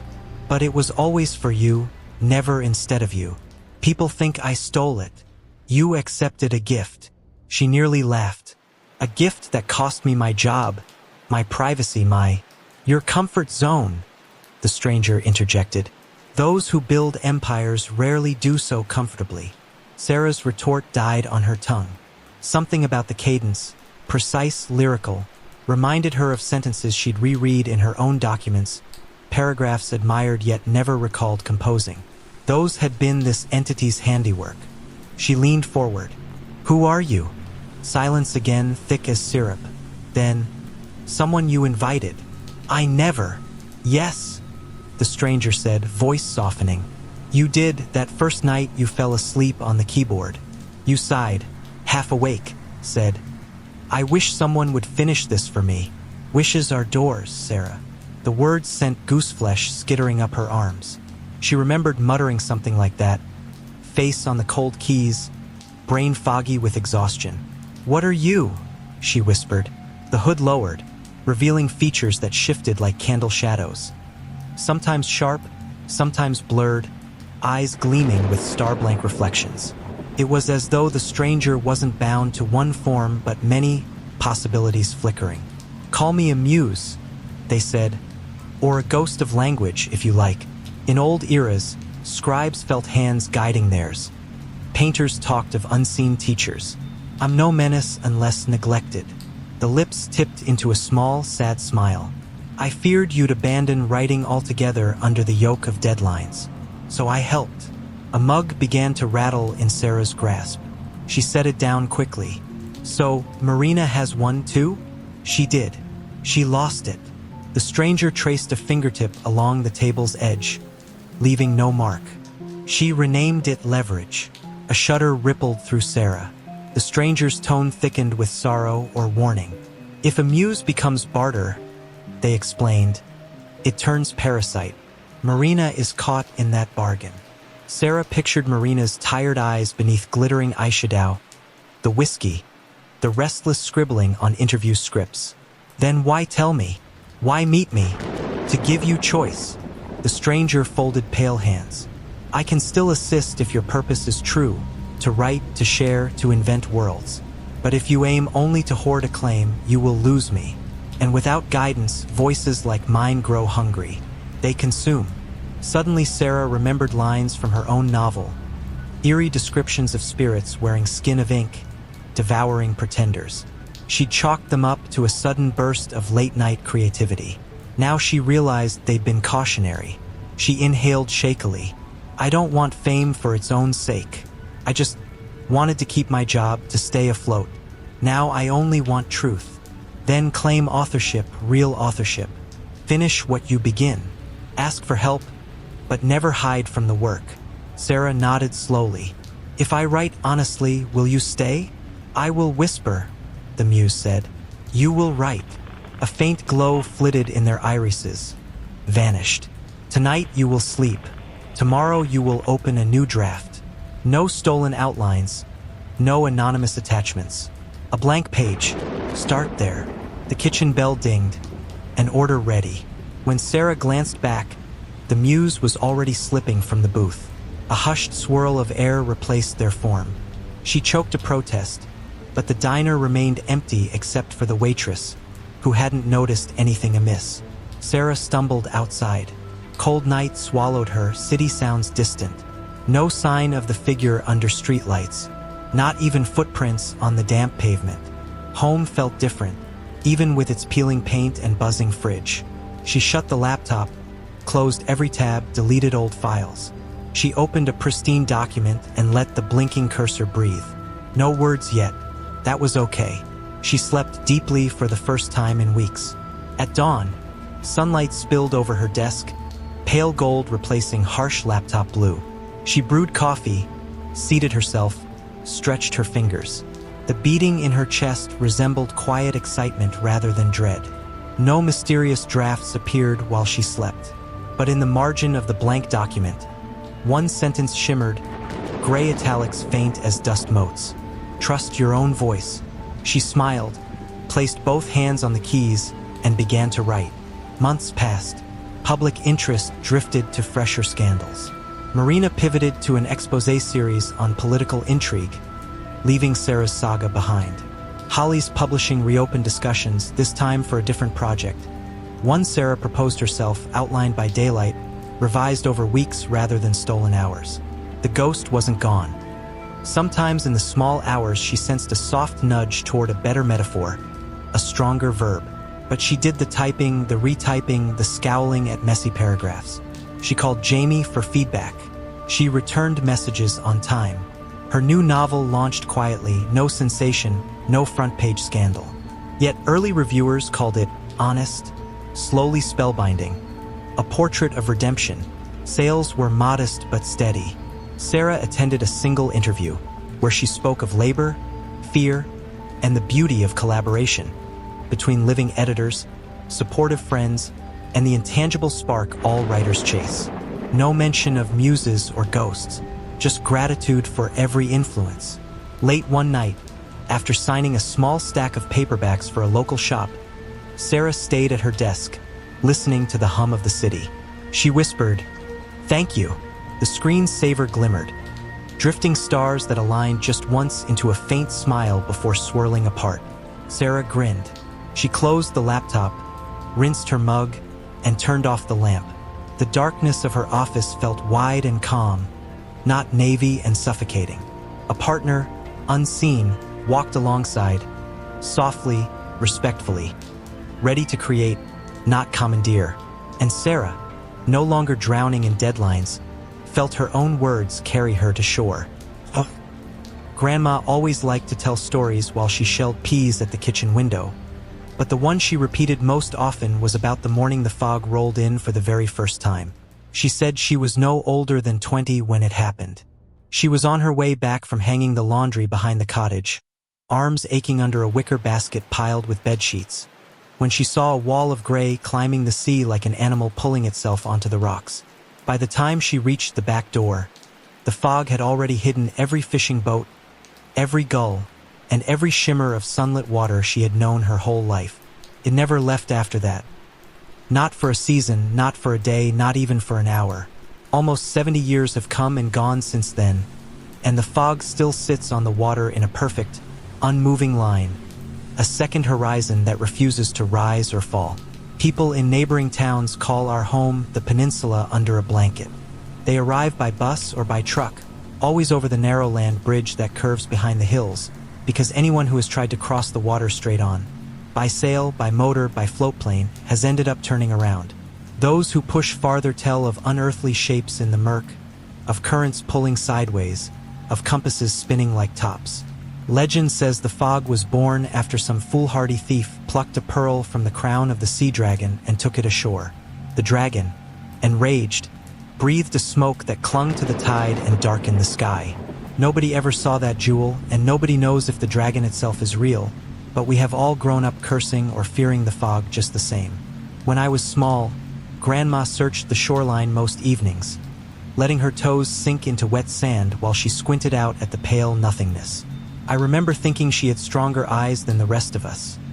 She could thread a needle without lifting her glasses, yet every year her own vision grew cloudier. If anyone deserved to see past the fog, it was her, but the world had a cruel sense of humor. The thicker the shadow on the water, the hazier her gaze grew. Still, she would shuffle down the beach and sift handfuls of pebbles, hoping to feel the perfect round weight of a lost pearl. I left town at 18. I promised Grandma I would come back with answers. 10 years in university halls took me farther from the coast than I ever expected. In those fluorescent laboratories, I learned the chemistry of seawater, the architecture of fish gills, the way even a single degree of temperature can redraw the map of ocean life. I told my professors about the fog. They shrugged. A localized anomaly, maybe updrafts, maybe a dormant vent, maybe an illusion. None of their guesses felt right, and none of them felt like enough. When my master's diploma was pressed into my palm, I boarded the first train home and stared through the window the whole ride, watching the countryside shift from concrete to cedar until, at last, the tracks curved toward the distant smell of salt. I returned with a weather-beaten suitcase, a second-hand microscope, and too many theories to fit in the notebook zipped inside my jacket. The first breath of sea air stung my nose, and the fog greeted me like an old rival. It still hovered at sea level, a smooth band of gray lit from behind by a sun that never managed to burn through. It was morning yet looked like twilight, and I felt the same thrill I used to feel when I pressed my face to the harbor rail as a child. Grandma met me on the porch. Her silver hair was tied with a ribbon the color of tide glass. She hugged me without words, her shoulders trembling. I felt how frail her arms were, how hollow her thin cotton dress had become around her frame, and I knew my time to keep the promise was slipping through an hourglass already half spent. That afternoon I cleared space in her old garage, sweeping sawdust, stacking boxes of rusted nails, rolling away a cracked canoe. In the corner, I set up a folding table and a battered stool. My lap, the microscope, rested in the center like a tiny lighthouse. I hung a bare bulb above it, replaced the cord 3 times before it stopped sparking, and taped graph paper to the wall. I labeled one column shell color and another gill width. I was ready. Most mornings began the same way. I rose before dawn, dragged a cart of sampling jars down the gravel slope, and knelt at the tittle-line while the waves hissed over my boots. Every new creature that washed ashore intrigued and unsettled me. A crab with legs as long as knitting needles and eyes sealed shut by a milky film. A snail with a shell so thin the sunlight passed through it like honey through glass. A jelly no larger than a coin yet pulsing with an almost mechanical rhythm, as if it ran on clockwork instead of muscle. I measured them, weighed them, photographed them, then preserved them in vials of ethanol that clouded my small workbench. Each evening I wrote notes until my fingers cramped. The town hardly changed in 10 years. The same windy lanes, the same cedar shingle roofs bleeding salt down their siding, the same crooked weather vane outside Barnacle's barrel, though its paint had flaked into little scales. Barnacle's barrel belonged to Murphy now as much as it had when I was a teenager sneaking in after curfew. He was thicker in the waist, but his beard still smelled of pepper and seaweed. He still poured half measures for tourists and heavy ones for locals. And my grandmother, Franny to anyone who had sat a second round, still claimed the stool at the corner of the bar, the one with the cushion so patched it looked like a quilt. She drank ginger tea with a splash of dark rum, joked that it tasted like storm clouds but kept her bones from rattling. My day ended, always, by walking into that dim room, hearing the bell above the door jangle, and seeing Grandma's posture lift the moment she recognized my footsteps. "Hey, Chi-Chi," Murphy would call, sliding me a towel to wipe sand off my hands. I would tip my jar of notes in greeting, then bend to whisper, "Time to go home, Grandma. The gulls are roosting." She never argued. She'd slip the tea glass back to Murphy, tuck her scarf around her chin, and take my elbow. Her shoes left 2 slim tracks beside mine up the dune path. Our rhythm felt solid until the day she went missing. I replay that afternoon in slow motion. Me on the beach, hunched over an orange-scaled fish no longer than my forearm, tweezers poised to pluck a shed scale for analysis. That fish glowed in the half-light, its color richer than any species I had cataloged. I turned it gently, noting the transparent membrane across its eyes. I imagined a world where sunlight never reached. What pigment would survive? What senses would sharpen? The hush around me deepened, and when I finally secured the specimen in my chilled container, the tide had climbed higher than I realized. I was packing my ruler when a flicker at the edge of my vision made my heart stutter. A gap, so clear, so blue. It looked like a window punched through a wall of smoke. But when I faced it, the opening closed, replaced by the familiar drape of gray. I thought of heat ripples over summer asphalt, of optical tricks. Yet something tugged inside my chest, a thread tied to a memory I could not name. I fingered the small gold locket under my shirt. Grandfather's keepsake. He had slipped it into my palm the night fevers took him. "For Franny, when the tide pulls her steps slow," he whispered. I had never opened it. His voice made me vow to wait, to trust that the right moment would shine like a lighthouse beam. Sometimes the chain felt heavier than its weight should allow. Other times I forgot it was even there, until fear or doubt set me reaching for its familiar warmth. That day I returned up the bluff, intending to find Grandma, share lunch, and describe the strange fish. Barnacle's barrel smelled of salt and lemon peel. Murphy's frown told me my routine had cracked. When he said she had gone to watch me work, I felt the floor tilt. I ran, leaving footprints like exclamation marks behind me. The path blurred. My lungs burned. I tasted metal on my tongue. On the beach my eyes swept left, right, left again, seeing only rolling mist and the restless line where sea met shore. I shouted her name until it fractured with the wind. Then the same glimmer of blue-green. This time it held its shape, wide as a door, close as a breath. Bubbles ticked upward within it. I stumbled forward, hardly aware of water soaking my trousers. Gray hair fanned beneath the surface, tethered to a shape cloaked in an orange shawl. The cry that left my throat felt foreign, as though another voice borrowed my mouth. Cold shock numbed my arms as I dragged her from the waves. Her pulse was a faint echo. Her chest was still. I begged her to breathe, pressed my lips to hers. The air I pushed into her seemed to vanish. My tears fell in tiny salt beads on her pale cheek. I clutched her hand, and the locket's chain cut into my fingers.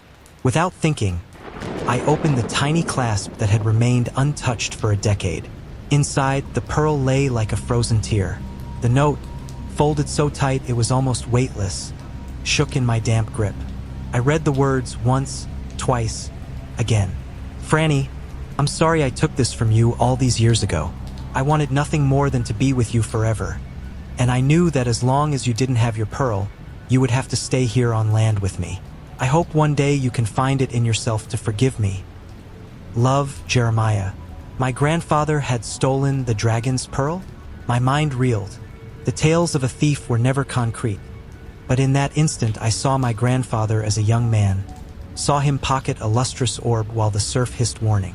Love, he wrote, not greed, yet love born of fear, fear of losing the woman he cherished to the call of the sea. He had chained the fog to our coast and anchored her spirit to the land in one desperate gesture. I slid the pearl into Grandma's slack hand. Her fingers were so cold that my own felt ablaze. "I am giving it back," I whispered, though I did not know who heard me. I closed her hand and pressed it to her heart. My tears blurred the world. Light burst. Not pale, not harsh, but vivid, azure and emerald pouring through air. Heat rippled out, not burning but alive, pushing me back as sand spiraled. When brilliance faded, my grandmother was gone. In her place coiled a creature of myth, a dragon, but shaped like every tide and current, its scales layered like shingles of deep-sea glass. Its eyes held galaxies, its teeth flashed moonlight. Yet, in that colossal gaze I felt no threat, only recognition. A bow of sorrow, of gratitude. My knees buckled. The dragon dipped its head, then slid toward the waves. Where its vast body passed, the fog split, rolled back, dissolved. As if it inhaled all the shadow it had exhaled for 70 years. Sun spilled across water so clear it stole breath. The sea glittered turquoise and jade. Coral forests rose like cities just offshore. Spires, arches, living cathedrals. Fish streaked among them, ribbons of crimson, sparks of gold. The colors were too bright after a lifetime of gray. I stepped into the shallows until water kissed my knees. It was warm and vibrating with life. Voices broke behind me. Astonished shouts, laughter, sobs. Villagers poured down the path, pointing, embracing. Elders collapsed to their knees, their faces rivers of tears, seeing again the sea of their childhood. Children squealed at the sight of dolphins leaping beyond the reeds. Boats long trapped at dry dock were already being pushed toward new water. The horizon, once a dead wall, was a living edge that promised more world beyond. I felt a wind brush my ear, and in it rode Grandma's farewell. "Thank you, Chi-Chi." The name that only she said with such tenderness. My chest filled not with grief but with a sparkling ache, a mingling of joy and loss so pure it felt like sunlight through glass. The weeks that followed were gold and strange. Scientists arrived by the dozen, setting buoys, testing salinity, mapping reefs. I guided them, my notes suddenly priceless. The town drew curious travelers. Cottages lit up with new business. Fishermen found shoals teeming with unseen species whose scales mirrored the sky. At night, the sea glowed with plankton like fallen stars. I returned to the beach each dawn, still collecting, still studying. But I also listened to the hush inside seashells, to the laughter of children learning to swim in waters their parents never touched, to the low drone that sometimes rose from the horizon at dusk, like a distant lullaby sung by something vast and kind. I kept the locket. The note stayed inside, though salt had smudged the ink. I wore it not from duty, but as a reminder. Love can bind or free, and knowledge without compassion blinds like fog. When the chain warmed against my skin, I pictured Grandma gliding beneath turquoise waves, scales gleaming where her shawl once fluttered. She was both the girl who chased pearls and the dragon who guarded tides. Sometimes I waded past the reef, holding my breath in blue silence. And every so often, when the light bent just right, I saw a serpentine shadow far below, circling coral towers. It never surfaced. It never needed to. But in its slow coil, I recognized a greeting. I would press my palm to the water. A silent answer of love returned. Love released. Our town found its place on new maps. The coastline, once a dead-end detour, became a passageway again. Ferries carried students, merchants, dreamers straight across waters that now sparkled like liquid glass. Yet even with crowds returning, dawn at the shore still felt holy. I would open my notebook, sketching new fish with scales like citrus and sapphire, and think of Grandma's steadfast silhouette against the old gray. She waited a lifetime for clearing. In giving back what was never ours, we cleared not only the horizon but the haze from her fading eyes. When the tide pulled low, the wet sand sometimes revealed tiny pale orbs, baby pearls no larger than dewdrops. Children gathered them in buckets, running to show parents who marveled at their luminous sheen. The legend shifted. The dragon, forgiven, now seeded the coast with gifts. Another story took root, that a woman of the shore chose the sea and, in doing so, saved both. I never corrected them. Stories like tides reshape coasts. My task was to watch, record, protect. Not everything needs a microscope. Some truths are carried in the hush between waves. Years later, I stood on a cliff with my own daughter, her small hand wrapped around my thumb. The water below was a sheet of mirrored jade. She asked if dragons were real. I pointed to a far ripple, to a gleam too smooth to be a boat, and said, "Some wonders wait until you look with both eyes and heart." She pressed the locket chain where it rested over my pulse. "Is that where you keep the secret?" she whispered. I told her the secret was not inside the locket, but in the giving of it. That night, we lit lanterns across the shore to mark the anniversary of the clearing. They floated upward, tiny suns carried by warm breeze, joining constellations.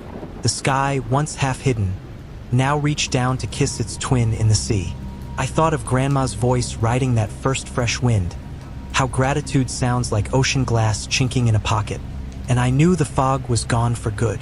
Or perhaps not gone, only transformed, like sorrow into memory, fear into curiosity, stories into science. The pearl had returned to its keeper, the promise to its circle.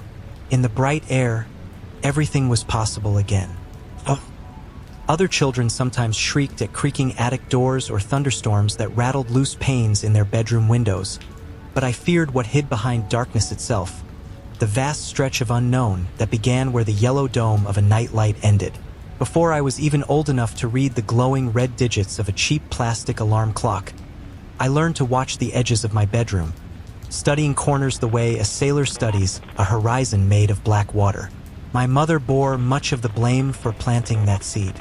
She never meant to frighten me, yet she experimented with tarot spreads, read dog-eared volumes about seances, spoke in a hush about half-remembered family legends from the old country, all while I was small enough to absorb those tales like a fingertip touches candle wax, with fascination, curiosity, and inevitably a little pain.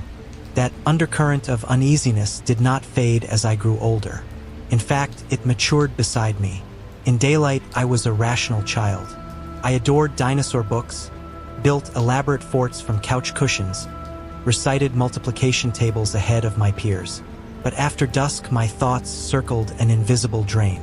I pictured instruments on my bedroom shelf turning to watch me. I imagined heavy footsteps in the hall when everyone else lay asleep. Eventually, I developed the ritual of leaving a hallway lamp glowing, its thin rectangle of amber light cutting across my quilt, so I could latch onto it whenever I startled awake. That fragile glow felt like a handhold hammered into the sheer cliff face of night.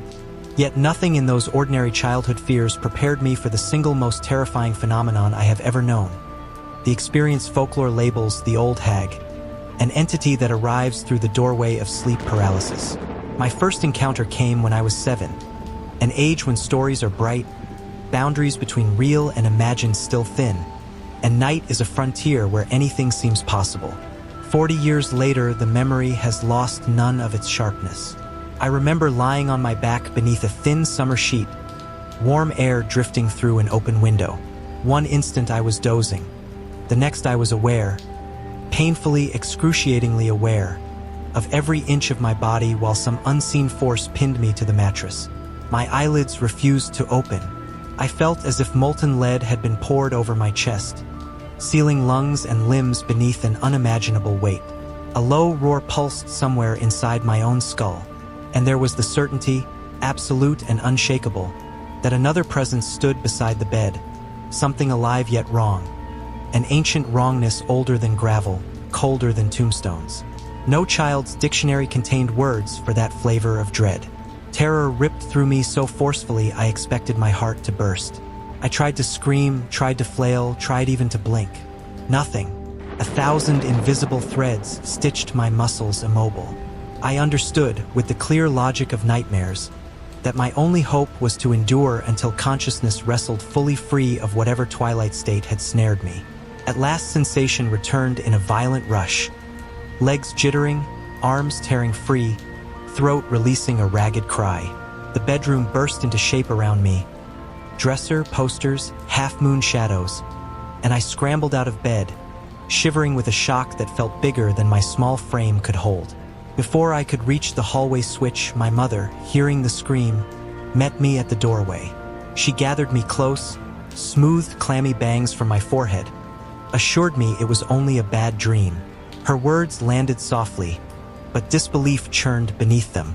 She might research pendulums and crystal pyramids, yet she considered this terror some run-of-the-mill nightmare that could be cured with warm milk.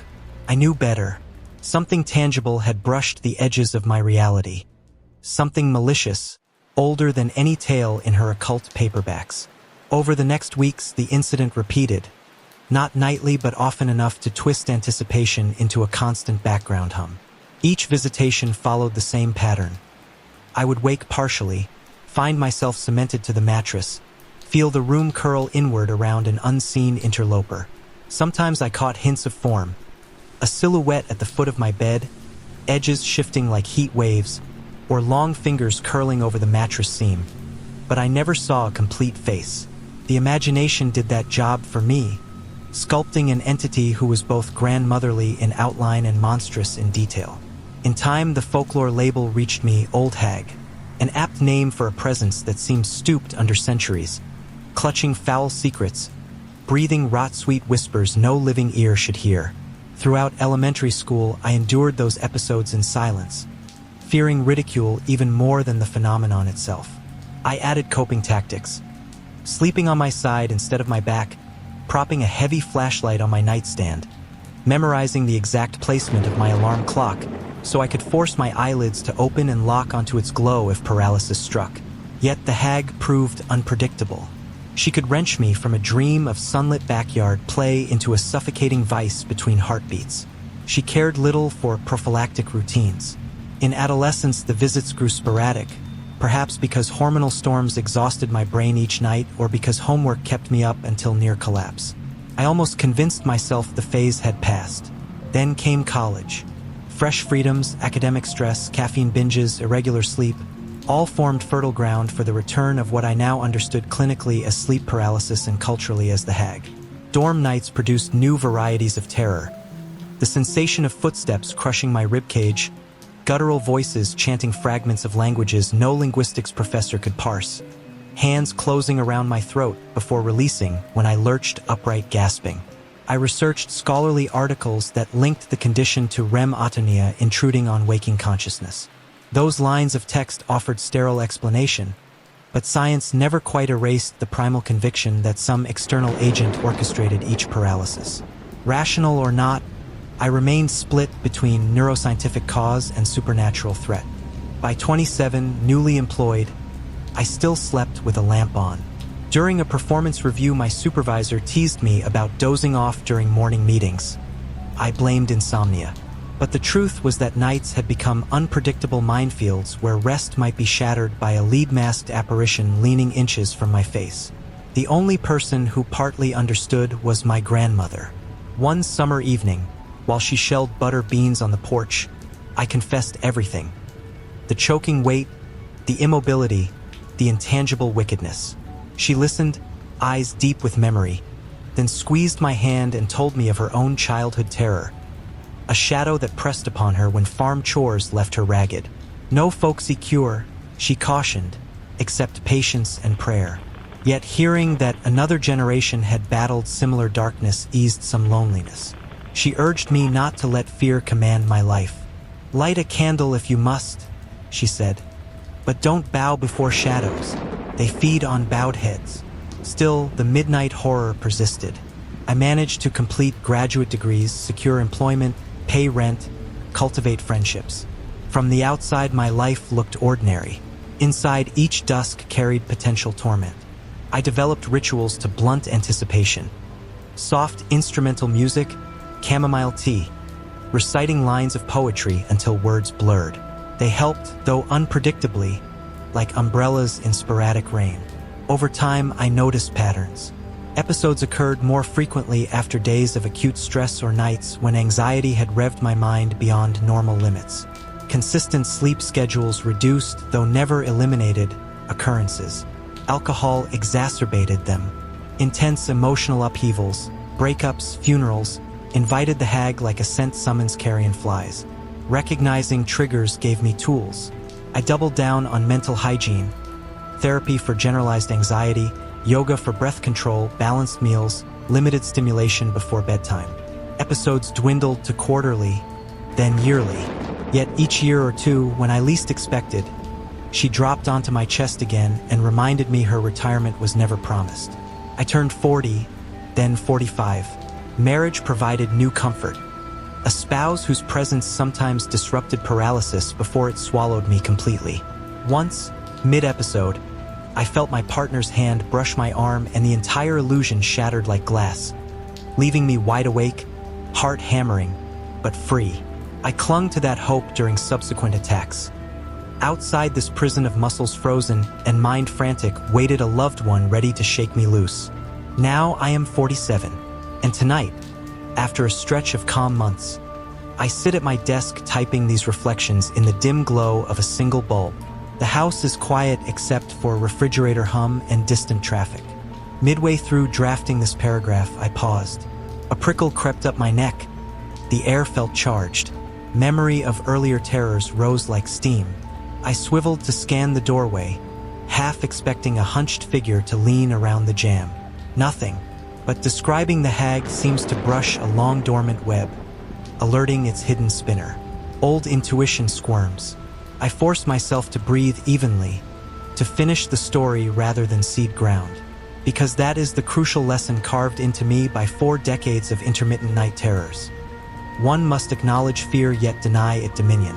I may still plug in a low-watt bulb before bed, but I refuse to restructure my life around phantoms. When episodes come, I endure, I analyze, I recover.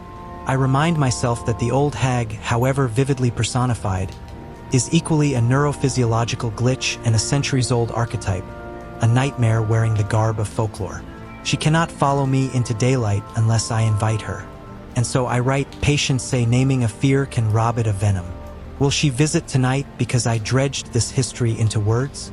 Perhaps. If she does, I will lie still, note the sensation, ground myself in breath. I will remember my grandmother's quip. Shadows feed on bowed heads. I will recall neuroscientific explanations, REM intrusion, motor cortex inhibition, and see them like bright lanterns along the corridor of my brain. Most of all, I will hang onto the knowledge that paralysis passes. Lungs reopen. Dawn arrives. Yet something deeper also lingers. The possibility that whatever else the hag is, she is a story. In that sense, she belongs to every culture that has invented a name for sleep paralysis demons. Every painter who captured a figure perched malevolently on a dreamer's chest. Every sufferer who shares their experience in an online forum at 2 a.m. So long as stories live, the hag lives. So long as humans dream, she may return. My task is to hold that knowledge with clarity but without surrender. I glance once more behind me. Nothing but the soft silhouette of a bookcase stacked with reference texts and family photographs. My fingers re-anchor to the keyboard. I finish this account in the same steady rhythm of typing that first carried me through the fearful nights of childhood, when I clutched a flashlight under covers and scribbled diary entries to force nightmares onto paper. If sharing what I have endured helps even one reader feel less alone when a crushing weight pins them in darkness, then each uneasy memory finds purpose. Soon I will climb into bed beside my partner. I will flick on the small lamp by the dresser, let its mellow pool of gold rest across the floor, and close my eyes with the confidence that age and understanding grant. Somewhere beyond conscious reach, electrochemical storms may stir. Perhaps the old hag will sense an opening and glide in on leathery wings. If so, I will meet her with breath, with knowledge, with the stubborn certainty that light waits on the other side of her shadow.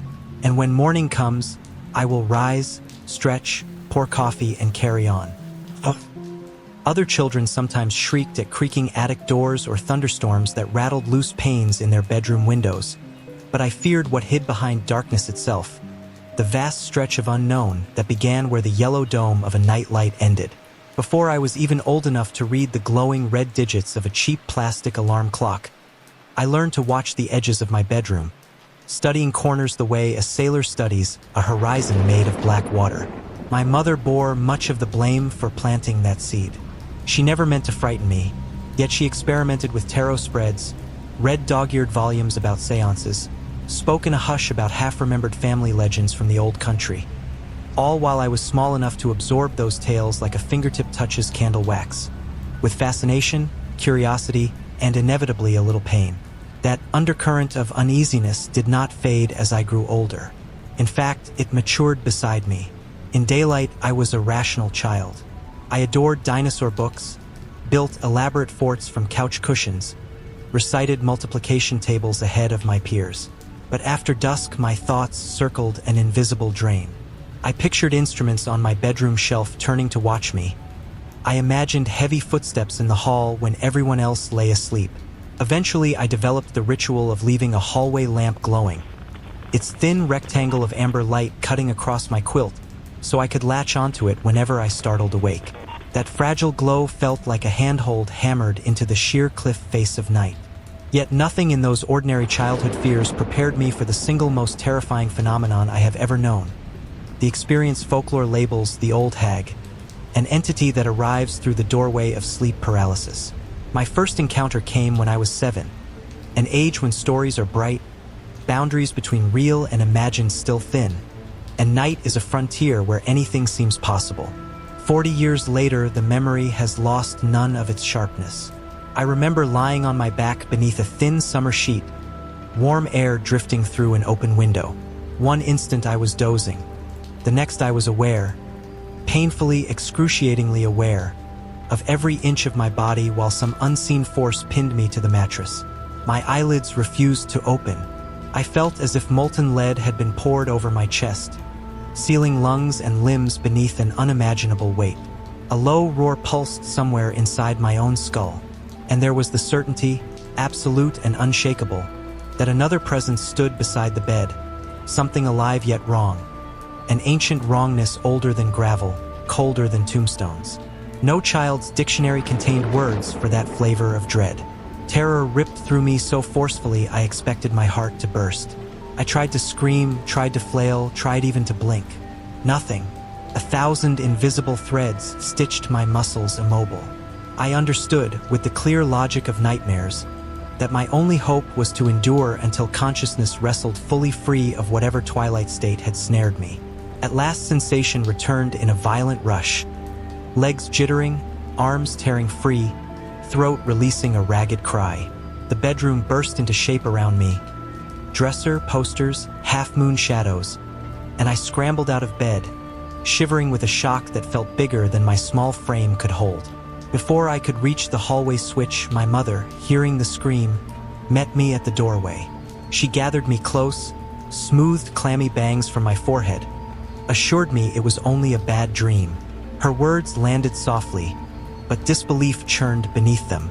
She might research pendulums and crystal pyramids, yet she considered this terror some run-of-the-mill nightmare that could be cured with warm milk. I knew better. Something tangible had brushed the edges of my reality. Something malicious, older than any tale in her occult paperbacks. Over the next weeks, the incident repeated, not nightly but often enough to twist anticipation into a constant background hum. Each visitation followed the same pattern. I would wake partially, find myself cemented to the mattress, feel the room curl inward around an unseen interloper. Sometimes I caught hints of form, a silhouette at the foot of my bed, edges shifting like heat waves, or long fingers curling over the mattress seam. But I never saw a complete face. The imagination did that job for me, sculpting an entity who was both grandmotherly in outline and monstrous in detail. In time, the folklore label reached me, Old Hag, an apt name for a presence that seemed stooped under centuries, clutching foul secrets, breathing rot-sweet whispers no living ear should hear.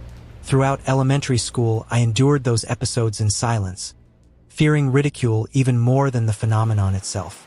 I added coping tactics, sleeping on my side instead of my back, propping a heavy flashlight on my nightstand, memorizing the exact placement of my alarm clock so I could force my eyelids to open and lock onto its glow if paralysis struck. Yet the hag proved unpredictable. She could wrench me from a dream of sunlit backyard play into a suffocating vice between heartbeats. She cared little for prophylactic routines.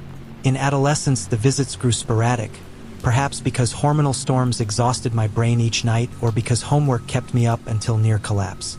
I almost convinced myself the phase had passed. Then came college. Fresh freedoms, academic stress, caffeine binges, irregular sleep. all formed fertile ground for the return of what I now understood clinically as sleep paralysis and culturally as the hag. Dorm nights produced new varieties of terror. The sensation of footsteps crushing my ribcage, guttural voices chanting fragments of languages no linguistics professor could parse, hands closing around my throat before releasing when I lurched upright gasping. I researched scholarly articles that linked the condition to REM atonia intruding on waking consciousness. Those lines of text offered sterile explanation, but science never quite erased the primal conviction that some external agent orchestrated each paralysis. Rational or not, I remained split between neuroscientific cause and supernatural threat. By 27, newly employed, I still slept with a lamp on. During a performance review, my supervisor teased me about dozing off during morning meetings. I blamed insomnia. But the truth was that nights had become unpredictable minefields where rest might be shattered by a lead-masked apparition leaning inches from my face. The only person who partly understood was my grandmother. One summer evening, while she shelled butter beans on the porch, I confessed everything. The choking weight, the immobility, the intangible wickedness. She listened, eyes deep with memory, then squeezed my hand and told me of her own childhood terror. A shadow that pressed upon her when farm chores left her ragged. No folksy cure, she cautioned, except patience and prayer. Yet hearing that another generation had battled similar darkness eased some loneliness. She urged me not to let fear command my life. Light a candle if you must, she said, but don't bow before shadows. They feed on bowed heads. Still, the midnight horror persisted. I managed to complete graduate degrees, secure employment, pay rent, cultivate friendships. From the outside, my life looked ordinary. Inside, each dusk carried potential torment. I developed rituals to blunt anticipation. Soft instrumental music, chamomile tea, reciting lines of poetry until words blurred. They helped, though unpredictably, like umbrellas in sporadic rain.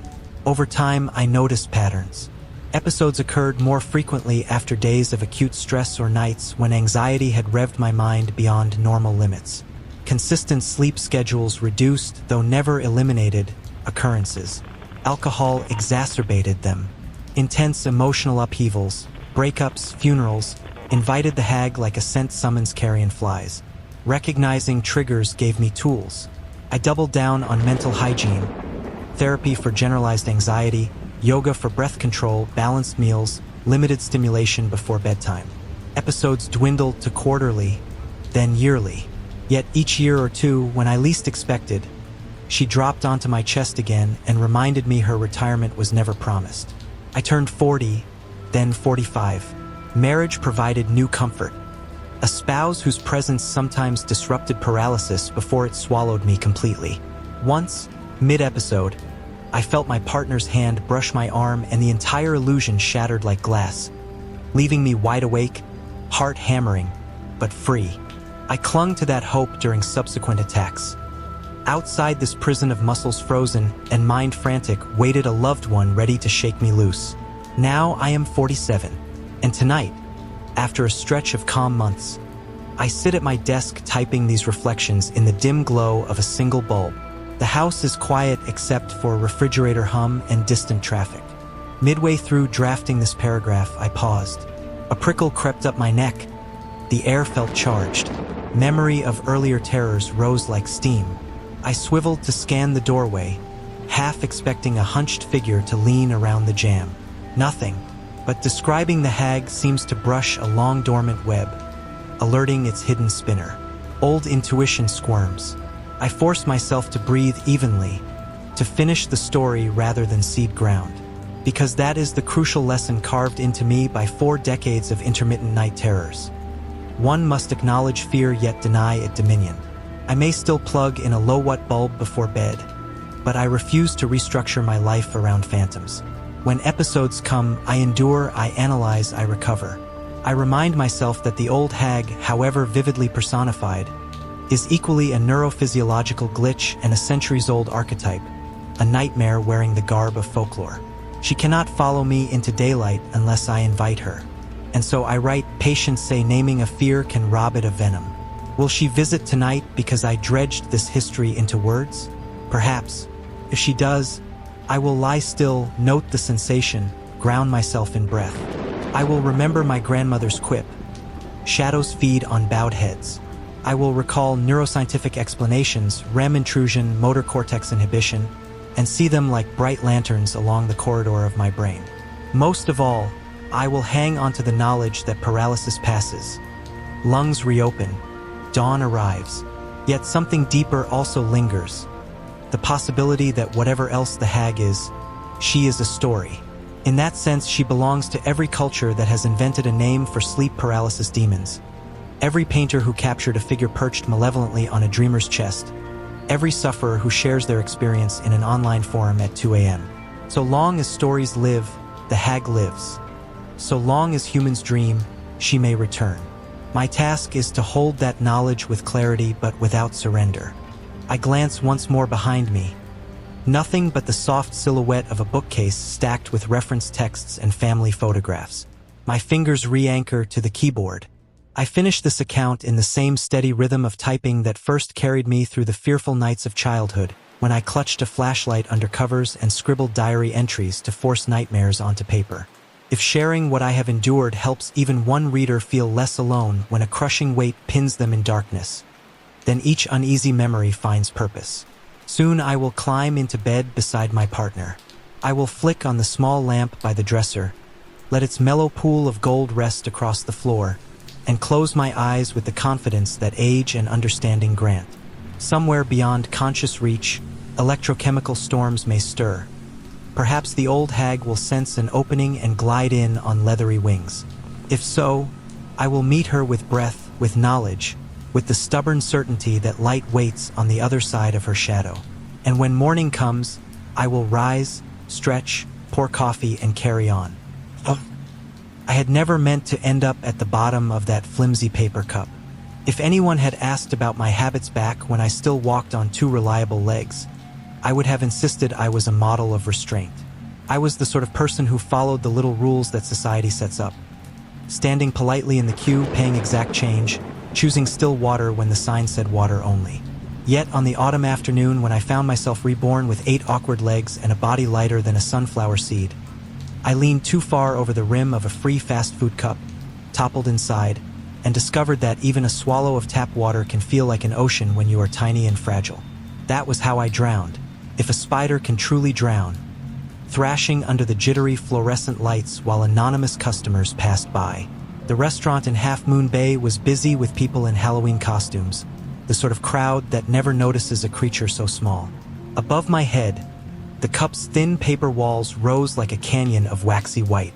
Instinct told me to scramble up and over, but my new limbs were too slick against wet cardboard. I had been a spider only since spring, and though that body granted me nimble grace on dry surfaces, it offered no help inside a vertical tunnel of water. My legs flailed in silence. The buzzing lights masked the quiet plop I made when I fell. Somewhere on the other side of those walls, ice rattled in plastic lids, fry baskets hissed, and children begged their parents for milkshakes. What stunned me most, as my abdomen sagged under the cold weight, was how loudly my former memories knocked inside my minuscule brain. I had lived dozens of lives, maybe hundreds, scattered across species and centuries. Each time I carried fragments forward. A taste, a fear, sometimes a stubborn skill. In earlier incarnations, I had been a human accountant terrified of breaking rules, an elk that froze under mountain snow, a 5-year-old child who nearly drowned in a backyard pool before strong arms hauled me back into sunlight. That afternoon, every half-remembered terror of water pressed against me. I had no lungs in the ordinary sense, only little breathing tubes, but a drowning panic feels the same in any body. My many selves shouted conflicting advice. Flap your arms, kick your hooves, rise toward the brightness. No advice mattered. Water is indifferent. A pair of giant human fingers finally noticed my useless paddling. They belonged to a teenage boy in a flammable polyester superhero cape. He glanced into the cup, recoiled, and carried me, water and all, to the counter where a cashier with a paper hat examined me as though I were a foreign object that had washed up from an alien sea. Her lip curled, half pity, half revulsion. "Weird," she said. "I swear we sanitized everything. They left me there, legs folding inward, until the shop closed and the overhead lights shut off one by one. Somewhere after midnight my movements slowed, my sense of time slipped, and finally the cup was just a dark bowl of silence. That marked the end of my spider chapter, but endings never last. When enough inner machinery breaks down, something releases me. I rise elsewhere, newly assembled, forced to navigate the world with unfamiliar proportions. This cycle comes without explanation or ceremony. Sometimes the transition is violent. A sudden gasp in a hospital bed, a newborn's first blinding cry, sometimes gentle, like waking from a dream beneath warm blankets.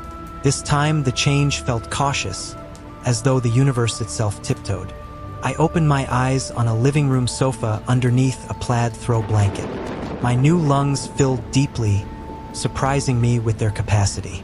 A dust mote drifted through morning light, and my vision caught every angle of it in crisp symmetry. Human vision again, thank heaven, but tinged with a slight segmented shimmer left over from the spider's compound eyes. I flexed fingers, 10 of them strong and broad, and identified stiff leather shoes on my feet, the scent of shaving cream on my skin, the gentle ache of grown man knees. I was alive, adult, and male. Next came the recognition of place. A mantel crowded with styrofoam pumpkins leaned over a gas fireplace. Cobweb decorations drooped from wooden beams, ironically like cheap versions of the silk I had spun by instinct only days earlier. On the mantel sat a framed photograph. 2 young girls in matching pink raincoats and a woman with patient eyes under wind-tangled hair. The camera had caught a beach behind them, Half Moon Bay's familiar gray dunes. I felt a hollow flutter. These were my children now, my wife. A calendar beneath the frame read October in bold orange letters. I counted dates.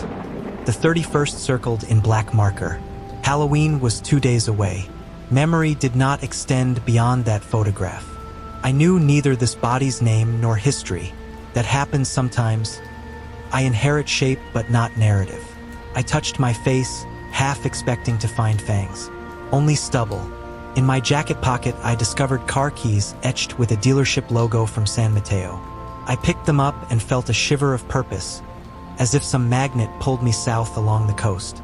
The stronger sensation, however, was something colder, an urge edged with resentment. The boy in the superhero cape? The cashier's frown? Perhaps, but it felt older than one careless afternoon. It felt like the cumulative frustration of all the fleeting lives I had endured, every humiliation, every accidental demise. In earlier incarnations, I had always retreated from such bitterness, convinced morality mattered across forms. Yet at that mantle, among hollow pumpkins, a darker reasoning bloomed. If existence kept tossing me like litter between species and fates, why cling to anybody's rules? I stuffed a backpack with objects whose importance I sensed without understanding. A phone, a worn wallet with my new driver's license, a Swiss Army knife, duct tape, waterproof matches, and drove the coastal highway until familiar cliffs announced I was near the beach town where I had died. The sky dripped mist. Cypress branches whipped in offshore wind. My new heart pounded with an energy that felt both predatory and terrified. I parked behind the fast food restaurant's dumpster, killed the engine, and sat in silence. The building's yellow sign buzzed against the dim sky. Through the front glass, I saw families wiping ketchup from toddlers' faces. Plastic spiders that mimicked my previous form clung to cardboard cobwebs over the soda fountain. My jaw clenched. Inside, the fry oil air wrapped around me like sticky gauze. Nobody recognized this body as the last customer who had drowned in a paper cup. I ordered a root beer in a complimentary water cup, paid cash. The cashier, different girl tonight, slid the cup across. Her smile was perfunctory, her eyes glazed with exhaustion. Yet I felt the old anger sharpen. Workers disguised as monsters on the walls, yet when a real spider begged mercy, they turned away. I sat in a corner booth, sipped carbonated sweetness, and stared at the employees. Which one had watched me die? Then I saw her. Not the teenage cashier, that shift had ended months ago, but an older woman wiping trays, the same forehead furrow I remembered through warped plastic. She looked weary, unaware of how an insect's memory could outlive her apathy. I drank slowly, letting brimstone thoughts bubble. What did justice look like across lifetimes? I pictured dropping a live tarantula into her apron pocket, pictured locking the doors and unleashing cages of hornets, pictured a confrontation that would end my anger in a single primal scream. Yet as fantasies flickered, a gentler memory breezed through. My father lifting toddler me out of a swimming pool, chest heaving, ribs slick with sunscreen and chlorine. The memory didn't belong to this body. It belonged 2 incarnations ago. But the sensation of safety, of arms rescuing fragile lungs from water's grip, still reached me. My jaw loosened. I realized I carried the root beer like a trophy, stolen from the honesty of earlier selves. Was that theft so minor? Maybe. But lines matter because we choose which lines define us. If I crossed this new darker line, would my next rebirth inherit regret? My lives layered like pages in a journal, each scribble bleeding into the next. Even if no cosmic judge tallied deeds, my own continuity would. I did not want to become the monster I resented. I stood. The older cashier glanced over, offered a tired nod, and returned to her rag. I walked to the counter, set down the cup. "Excuse me," I said. She approached, eyebrows raised. "I think this belongs in the trash," I continued. "I shouldn't have filled it with soda. I'm sorry." She blinked, confused, maybe assuming a prank. "That's all right," she murmured, sliding the cup aside. Her mild response deflated the stormy narrative I had spun. She was just a woman earning hourly wage, unaware of a spider's drowned panic. I stepped back, almost embarrassed. Outside, night settled over the coast in dense increments, waves smashing invisible rocks. I walked past the dumpster, opened my backpack, removed the duct tape and matches. Then I stuffed them into a bin, unneeded. I would not act on the worst impulses of this new incarnation. Steering toward the boardwalk, I followed dim lamps until I reached the spot where my cobweb had once hung between 2 metal rails. It sagged now, shredded by rain, yet a single strand glimmered in sodium light. I pinched it between fingers, marveling at the resilience of silk. How brief a spider's tenure, yet how tenacious its handiwork. Mist cooled my cheeks. I imagined the 2 little girls from the mantle photograph, imagined kneeling to help them carve faces into real pumpkins rather than styrofoam ones. If this life offered love, I would inhabit it fully, not waste it on vengeance. Some future twist of fate might drown me all over again, beneath ocean waves, inside a hospital ventilator, under the wheel of a drunk driver. But until then, I could choose decency, choose curiosity, choose kindness. I breathed the briny air, tasting eternity in one lungful.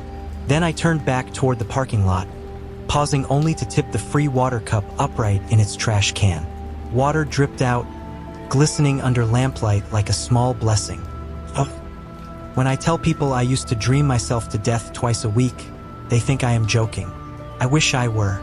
For 20 years, the same nightmare tracked me like a bloodhound, showing up whenever it pleased, dropping the full weight of its memory onto my chest until I woke half-drowned in sweat.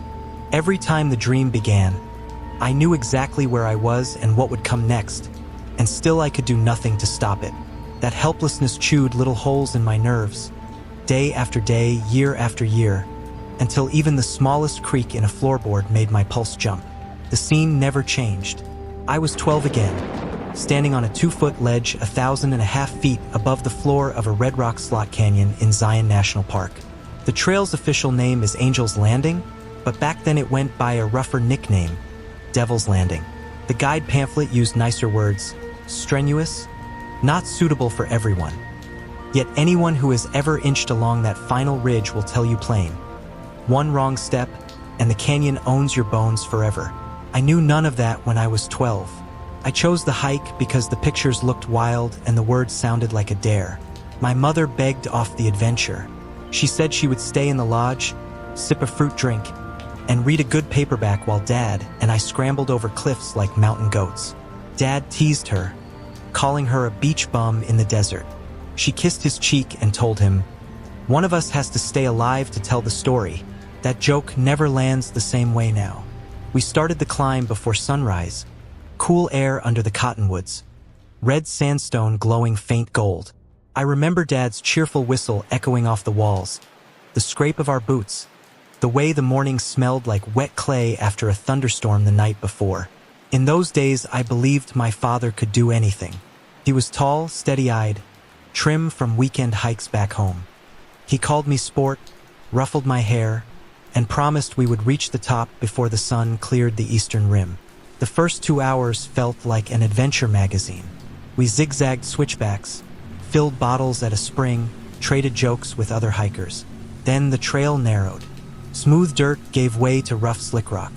The Park Service had bolted chains into the spine of the ridge, but the chains ended at intervals, leaving bare stretches where the ledge pinched to the width of my sneakers. The left side fell away into a void so deep clouds seemed to nest inside it. The right side dropped nearly as far. Angels might land there, I thought then, but devils definitely pushed people off. Dad kept one hand on my shoulder and told me to hug the wall, move slow, breathe steady. I tried to act brave, yet each gust of canyon wind felt like a giant hand pushing my backpack sideways. At one gap between chains, we had to shuffle with backs pressed flat to the cliff. Tiny bits of gravel shifted under my soles with every move, popping loose and rattling down in small avalanches. My stomach flipped when the pebbles vanished into silence long before they hit anything solid. What happened next occupies maybe 2 seconds of real time, but the replay stretches forever in my head. Dad stepped, gravel slid, his boot rolled, his hip twisted. I felt his fingers swipe my sleeve and then lose hold. I turned just in time to see his outline blur past the edge, hear a single startled cry, and then nothing but wind until, distantly, a crack of branches echoed from the canyon floor. That silence that followed was bigger than the canyon itself. I remember the insane thought that popped up. Mom is going to kill us for missing breakfast. I do not know how long I stood there glued to the wall. An hour, maybe 3. Time broke apart.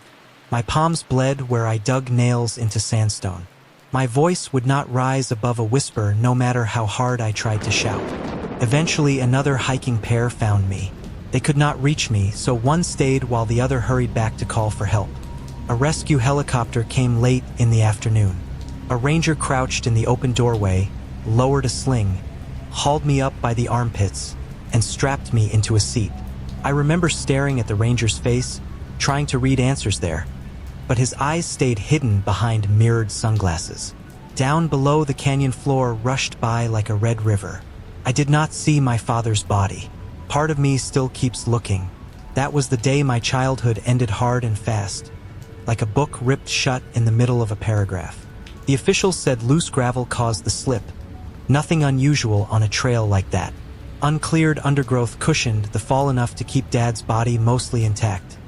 That was supposed to be a kindness. Mom flew out, made arrangements, brought me home.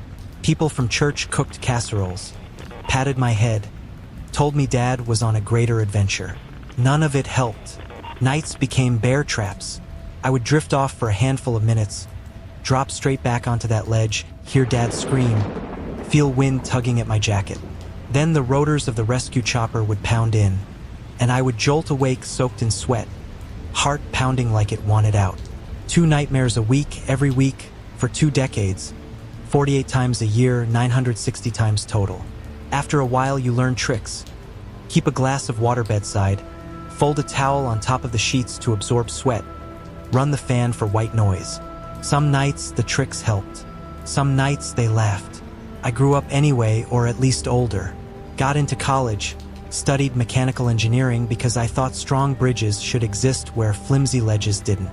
I met Linda in senior lab. She read my mood in the first week, could tell something rattled in me. Linda became a psychologist, which means she can name any variety of rattling. We married, bought a suburban townhouse, planted a Japanese maple in the front yard. On the outside, I looked steady. Solid job, nice wife, hobby bicycle rides on weekends. But the ledge never let go.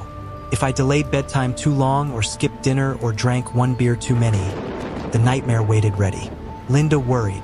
She coached me through breathing exercises, suggested medication, guided me gently toward therapy groups.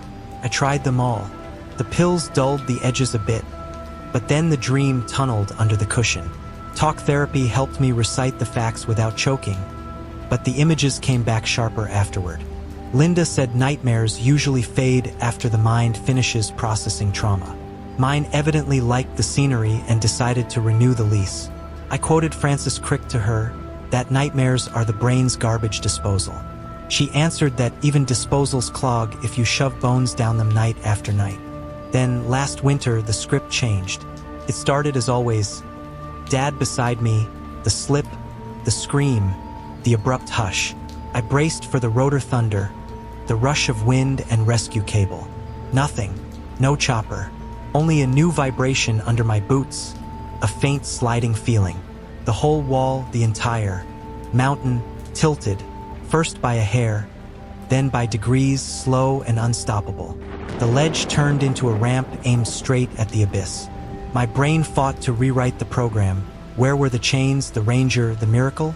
But the dream ignored my edits. Finally, after 3 or 4 tilting nights, the helicopter did appear, but late, hovering at a useless angle, hoist swinging out of reach. Through the open door I spotted my mother, not as she looked at 12, but as she is now. Gray at the temples, reading glasses on her nose, fear cinched across her mouth. The ranger lowered the sling, but the mountain's slow roll pulled me sideways. Loose gravel turned into ball bearings. I dropped to all fours, teeth chattering. The rock under my palms went so vertical my weight dragged downward like a sail. I bit a protruding nub of sandstone. Taste of iron dust. Blood. My molars cracked. I tried a final desperate grab for the hoist cable. Missed by inches. I fell. Dad waited below, waving, weirdly cheerful, like a fisherman welcoming a second splash. Then ground slammed up, vision went white, and I shot awake with a chest pain so fierce it felt like someone threading wire through my ribs. That next day, I shuffled through meetings at work, hand pressed over my sternum as if to hold the ache in. 2 nights later, the new dream version repeated. Again I died inside it, mouthful of broken teeth, free-fall drop, father grinning. Again I woke certain my heart might give out. I blamed coffee, skipped lunch, drank water, forced a jog after dinner. Still, fatigue leaned heavy. Another week passed. Replays intensified. One dawn Linda shook my shoulder, voice tight. I had groaned low and long in my sleep, teeth grinding. She said the sound scared her. She asked me to see a specialist. I promised I would, but I did not. Work deadlines stacked up, therapy slots were booked, and a part of me felt sure this vivid phase would fade. The garbage disposal would finally unclog. A month after the changes began, the dream reached its crescendo. Same ledge, same tilt. This time the helicopter arrived even later, buffeted by strange winds. I saw the ranger lean out, slack jaw, as if what he saw on the ledge startled him. My mother's face shifted from panic to horror. She pointed, tried to grab the ranger's harness. The hoist line unfurled, but the mountain had rolled past 90 degrees.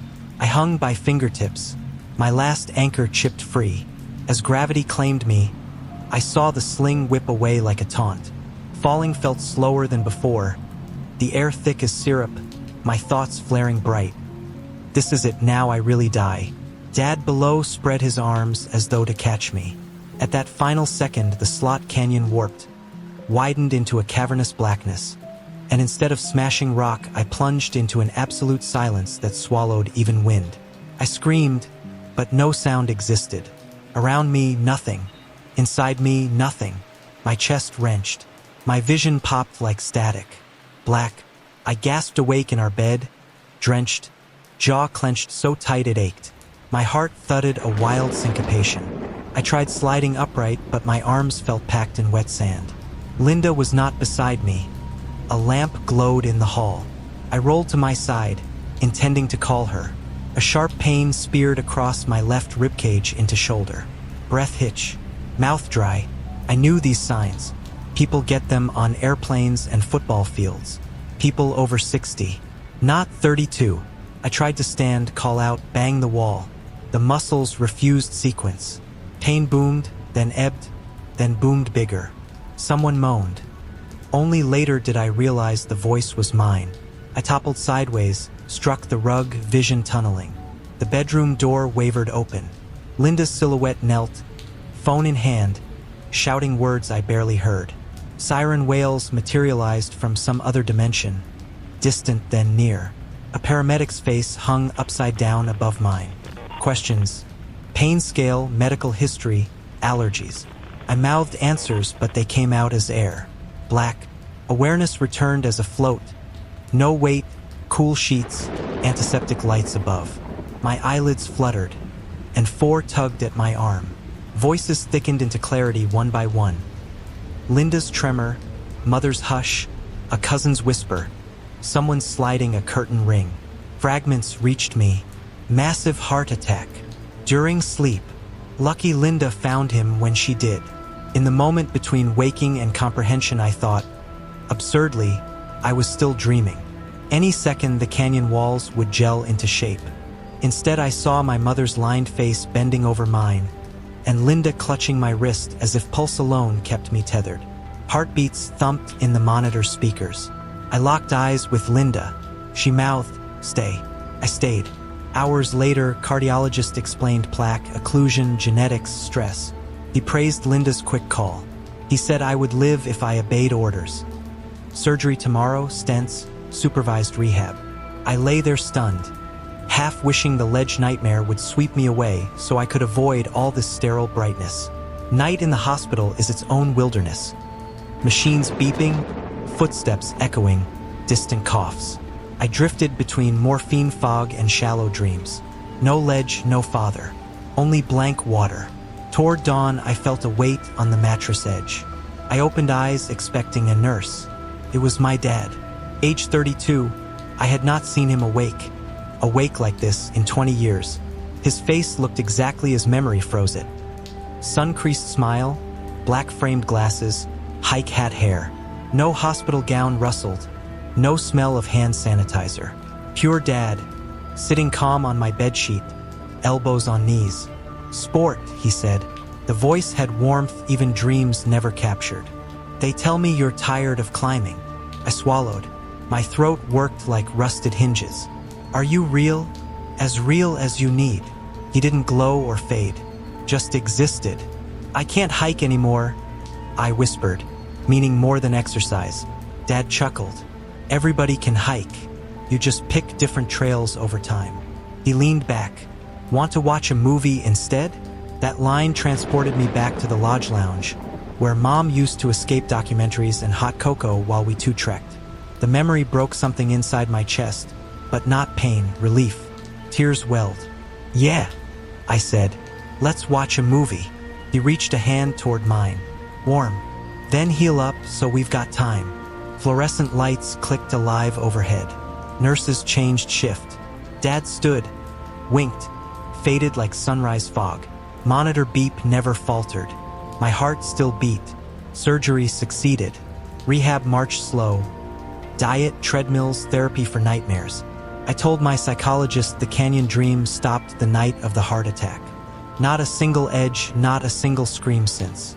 She asked what replaced it.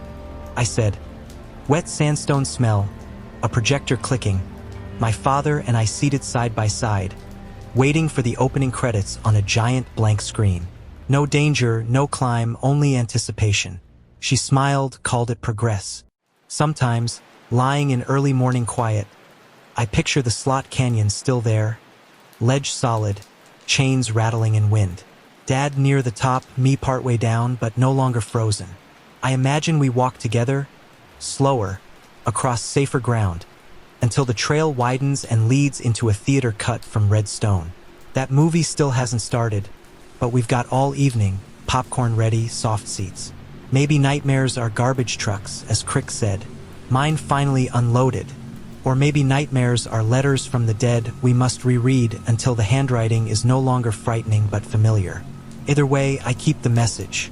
Linda and I do cardio walks now, gentle slopes, good shoes. She jokes that I'm allowed on mountains only if they have railings and snack bars. I laugh along, and sometimes I hum the tune Dad used to whistle. On clear nights, I still stand at the bedroom window, watch moonlight spray across rooftops, listen to distant thunder, and let the beauty outweigh the fear.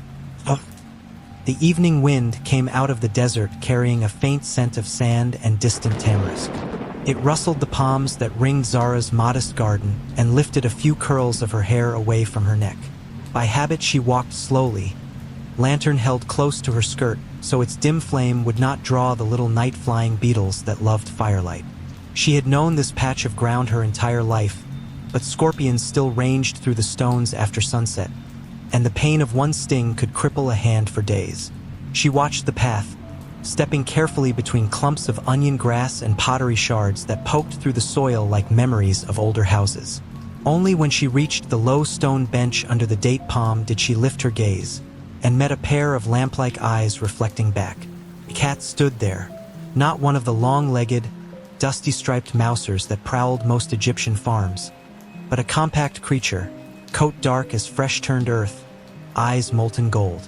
The cat's look was not the quick, slanted study of animals that expect to be chased away. Instead, it seemed measured, even ancient, as though the animal already knew who Zara was and had weighed her heart on scales no human could see. Zara's own heart lurched, then settled. She had felt restless all afternoon, missing the warm chatter of her sons and the steady reassurance of her husband's voice. His absence left an empty chamber in her chest that no wind from the desert could fill. Yet when the cat blinked, slowly, with the deep calm that animals use to signal trust, something eased inside her. She sat. The cat leapt without hesitation into her lap, kneading folds of homespun linen with gentle claws, circling twice before settling like a living weight against her knees. Zara stroked the sleek back and felt tension slip away as if the cat needed knots from her muscles. For a long while she simply breathed. Out beyond the mud brick wall, the twilight sky faded from lacquer blue to bruised violet, then to the translucent charcoal that precedes true night along the Nile. Zara thought of her family encamped many leagues north, their tents pitched close to the Great Pyramid rising stone by stone toward the belt of the heavens. Workers' fires would glow there now, sparks against the desert floor, each flame watched over by men bone-tired from hauling limestone. Her middle boy, Caleb, would be joking around those flames. Her eldest, Seti, would already be rolling into his sleeping mat, and little Nefer, who by now was not so little, would sprawl under a blanket and count shooting stars. Her husband Amin would walk perimeter, checking ropes, murmuring soft encouragement to any half-discouraged newcomer. They would not see her lantern's answering glow, but she hoped they felt it in their dreams. The cat's purring rose and fell like distant river water. Zara ran fingertips over the small round skull, amazed anew at the weight of trust in the animal's easy sprawl. Cats, everyone knew, chose their companions. You earned a donkey's service with barley, a dog's loyalty with scraps, but a cat's companionship arrived only if some hidden goddess whispered yes. Tonight, the answer was unmistakable. Zara tipped her head back against the palm trunk, sighing, and the lantern flame blurred. Sleep tugged at her eyelids. She let it. When she woke much later, the breeze had cooled. Her lap was empty, the garden silent. Had the animal been real? Perhaps she had dozed too soon. Perhaps the night itself had coasted into her dreams disguised as a cat. She rose, joints stiff, and carried the lantern home. Morning spread pink light across irrigated fields. Zara's first chore was always water, drawn at dawn while the clay jar was still cool against her hip. She stopped by the donkey shed to coo at her recovering jennet, a sweet-tempered creature that had bruised a foreleg in a stumble. A layer of unbaked clay still bandaged the swelling. Only a quarter moon earlier Zara had fretted the animal might never regain her stride, but salt compresses and patience were working wonders. The donkey flicked an ear and accepted its ration of clover. Zara smiled despite weariness. Throughout that week Zara checked her lane in the evenings, eyes adjusting to half-light, half hoping to see golden eyes again. She left meat scraps near the door like offerings. 3 nights passed. On the 4th, at that hush when the horizon drinks the sun's last drop, she heard soft footfalls and found the cat waiting by the orange-flowered jasmine. In its narrow jaws dangled 2 newborn kittens, no larger than sparrow chicks, fur fuzzed like storm clouds. One after another, the mother deposited them at Zara's feet and sat back, tail curled, as though presenting tribute. Zara's breath hitched. She knelt, palms together, bowing slightly in the way she remembered priestesses greeting temple statues. "Welcome," she whispered. "May Batet bless us all." From that hour, the cats lived under her roof. She wove a sleeping basket, lined it with lamb's wool, positioned it near the hearth where warmth seeped through sun-baked bricks long after dusk. The mother, soon christened Amber for the gembrite amulet Zara later hung around her neck, took food gently from Zara's hand and tolerated no nonsense from barn mice. Within weeks, the kittens teetered on stubby legs. Within months, they bounded through rows of barley stubble, suppressing giggles the way only kittens can manage. Zara laughed aloud for the first time in seasons. Harvest moon found her still laughing. Then hoofbeats pulsed on the horizon, and a cloud of figures home from pyramid work spilled into the yard. Suns taller than she remembered swung down from carts, voices cracking between boyhood and manhood. Her husband's arms wrapped her. Smelling of limestone dust and wild sage gathered along the road. The family rejoiced late into night, trading tales. Copper chisels choking on quartz veins, camaraderie of thousands lifting blocks in measured chance, the wonder of seeing the king himself inspect progress. Amin told her quietly of a foreman's praise and how that praise had earned him promotion to master mason. The coin and grain he brought, he said, were mere symbols. Greater reward would come when the king himself granted land stipends to master craftsmen after completion. Zara's mind reeled. Land, perhaps a second courtyard, perhaps a tiled pond shaded by fig trees. She imagined her daughter learning to swim beside lotus flowers. Yes, she was with child again. In early weeks, her body had whispered the news. She shared it that night, and cheers from sons and husband shook palm fronds overhead. They blessed the cat as bearer of fortune. 8 months later, fortune arrived as a dark-eyed daughter named Heba, whose first lullaby was the rumble of a cat's throat. Prosperity stretched year upon year. Even seasons when locusts tempted fate, Zara's grain jars remained half full. The donkey recovered fully, pulling steadily at market days. Water lines dug by Amin's promotion wages kept vines green past the equinox. Neighbors claimed some spirit guarded the household. Zara merely smiled, fingers absently stroking the amber amulet at Amber's neck. One dawn, Heba, now 6, burst into the yard shouting about feathers falling from the sky. Zara, carrying a loaf to the outer oven, followed the girl's pointing finger. Beyond the reeds at river's edge, 2 juvenile crocodiles lounged. A trio of young egrets picked insects from cracked mud. Amber, curious, padded closer. One croc hissed, swishing its heavy tail. The egrets took alarm and bounded aloft, wings beating. Their sudden ascent startled a nesting eagle hidden among reeds. It launched upward, talons outstretched, and in that twist of claws and sunlight, Amber was lifted screaming into air. Zara's voice joined the scream, raw, involuntary. She sprinted. The eagle carried prey only yards before the cat's claws raked its scaled legs. Feathers flew. The bird lost altitude. Cat and eagle tumbled, separate shapes, one landing hard on a shale ledge. The maid, who had just arrived with water skins, saw everything. She reached Amber first. The cat's flank heaved. Ribs shifted unnaturally beneath torn skin. Amber's eyes sought the maid's and stilled. Blood streaked her whiskers like war paint. Zara wrapped the small body in her shawl, keening low. Night brought neighbors with bowls of barley broth, but nothing eased the hush inside their walls. The next day, Zara visited the embalmer's hut on the outskirts of their village. She parted with more silver than she had spared even for her uncle's burial, insisting on cedar oils, precise natron drying, the finest linen strips. The embalmer understood. Bastet's children must be honored. When Amber emerged swaddled and serene, Zara placed her own necklace, the amulet that bore Bastet's sly smile, around the cat's neck. Into the tiny sarcophagus shaped like a crouching feline she slid a pinch of catnip, a clay mouse, and a dish of milk bread for eternity.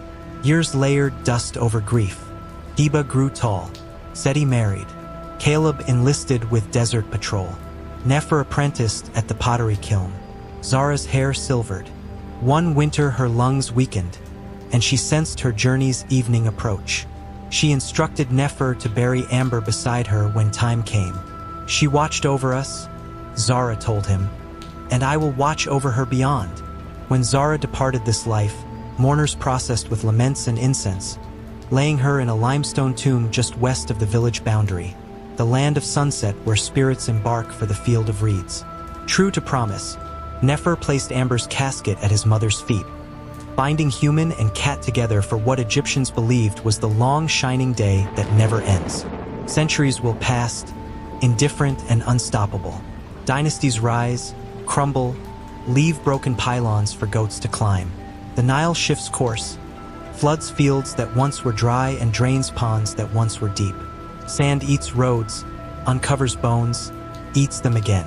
In a bright, humming city called Cairo, far from the old village, another story coils into life. Sarah Amin leans over library tables strewn with maps and satellite photos, her dark braids slipping over one shoulder.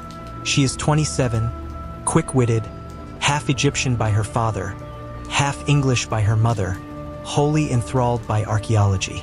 Childhood Saturdays meant tagging behind her father through the British Museum, listening as he translated hieroglyphics etched in granite. He told her legends of gods who walked as humans, of cats that guarded gateways between worlds. He told her of the Wag Festival, when paper boats bearing flickering lamps drifted on the river in honor of departed souls. She carried those stories like talismans through university, graduate school, months of grant applications. Now grant money winks. Supplies are stacked. A Jeep caravan rattles south into trackless desert. Sarah's team includes 4 students, 2 Egyptian antiquities inspectors, and half a dozen laborers who know sand the way sailors know tides. They follow GPS points to where ground-penetrating radar suggested substructures under a low dune shaped like a sleeping lion. Day after blistering day, they peel away sediment. A shattered jar rim emerges, then a line of mud brick, and beneath that an angled stone roof betrays the presence of a shaft. The shaft plunges into darkness cooled by 20 centuries. On the 12th afternoon, a trowel knocks limestone. They whisper a prayer, widen the gap, and lower a bulb lamp. Fumes swirl across painted walls. Blue lotus, yellow barley, green jed pillars. In the lamp, glow dazzles a face. Plaster, gilded, serene, set atop a sealed sarcophagus. Hieroglyphs announce Zara, beloved of Batet, weaver of cedar oils, mother of Heba. A second, smaller coffin rests beside the woman's knees, carved in the likeness of a cat poised to spring. Sarah's breath catches. Among thousands of tombs cataloged in databases, few contain human and animal interred together outside royal kennels.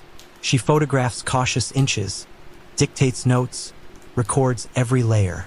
When at last they lift the cat coffin, wood as smooth as date syrup under the dust, she notices a necklace fused by time to the feline throat, a pendant of translucent amber shaped like Bastet's head. Night gathers. Over campfire lentils, Sarah replays the find, palms still tingling. The cat, the amber, the mother's name lost yet found.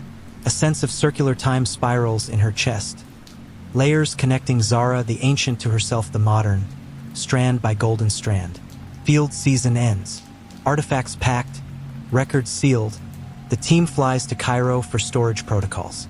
Sarah boards a London flight, amber amulet under official escort, destined for conservation labs. She pictures her father's sparkling eyes when she describes the tomb. But Heathrow's arrival's hall delivers a heartbreak instead. Her mother waiting, tears marking cheeks, words struggling out. Aneurysm, sudden, gone before ambulance. The airport ceiling tilts. Sarah folds into her mother's arms, the two clutching each other as departure screens flicker oblivious overhead. Grief tunnels weeks into gray fog. There is funeral paperwork, condolence cards, a half-empty mug by the bed that no one dares wash. Their house sounds cavernous without his booming laugh. One late October evening, Sarah cannot sit among boxes of unopened mail any longer. She rummages through a cedar chest of keepsakes. Her father's childhood stamp collection, his museum ID badge, a paper boat he once folded for her 6-year-old hands. She remembers how he taught her to set such boats afloat on Regent's Canal during London summers and how he explained their deeper meaning. The Wag Festival's ancient belief that small craft could carry messages to beloved dead. Sarah pockets the boat, a tea light, a match. She leaves a note so her mother will not wake panicked. Damp wind greets her outside, scattering smoke-scented leaves down lamplight lanes. She walks until she reaches the river. The tide is slack, water smooth as philosophy. She sets the boat upon the surface, lights the candle, watches flame tremble into a path of gold. "For you, Dad," she says. A soft cry answers. At her ankle brushes velvet fur.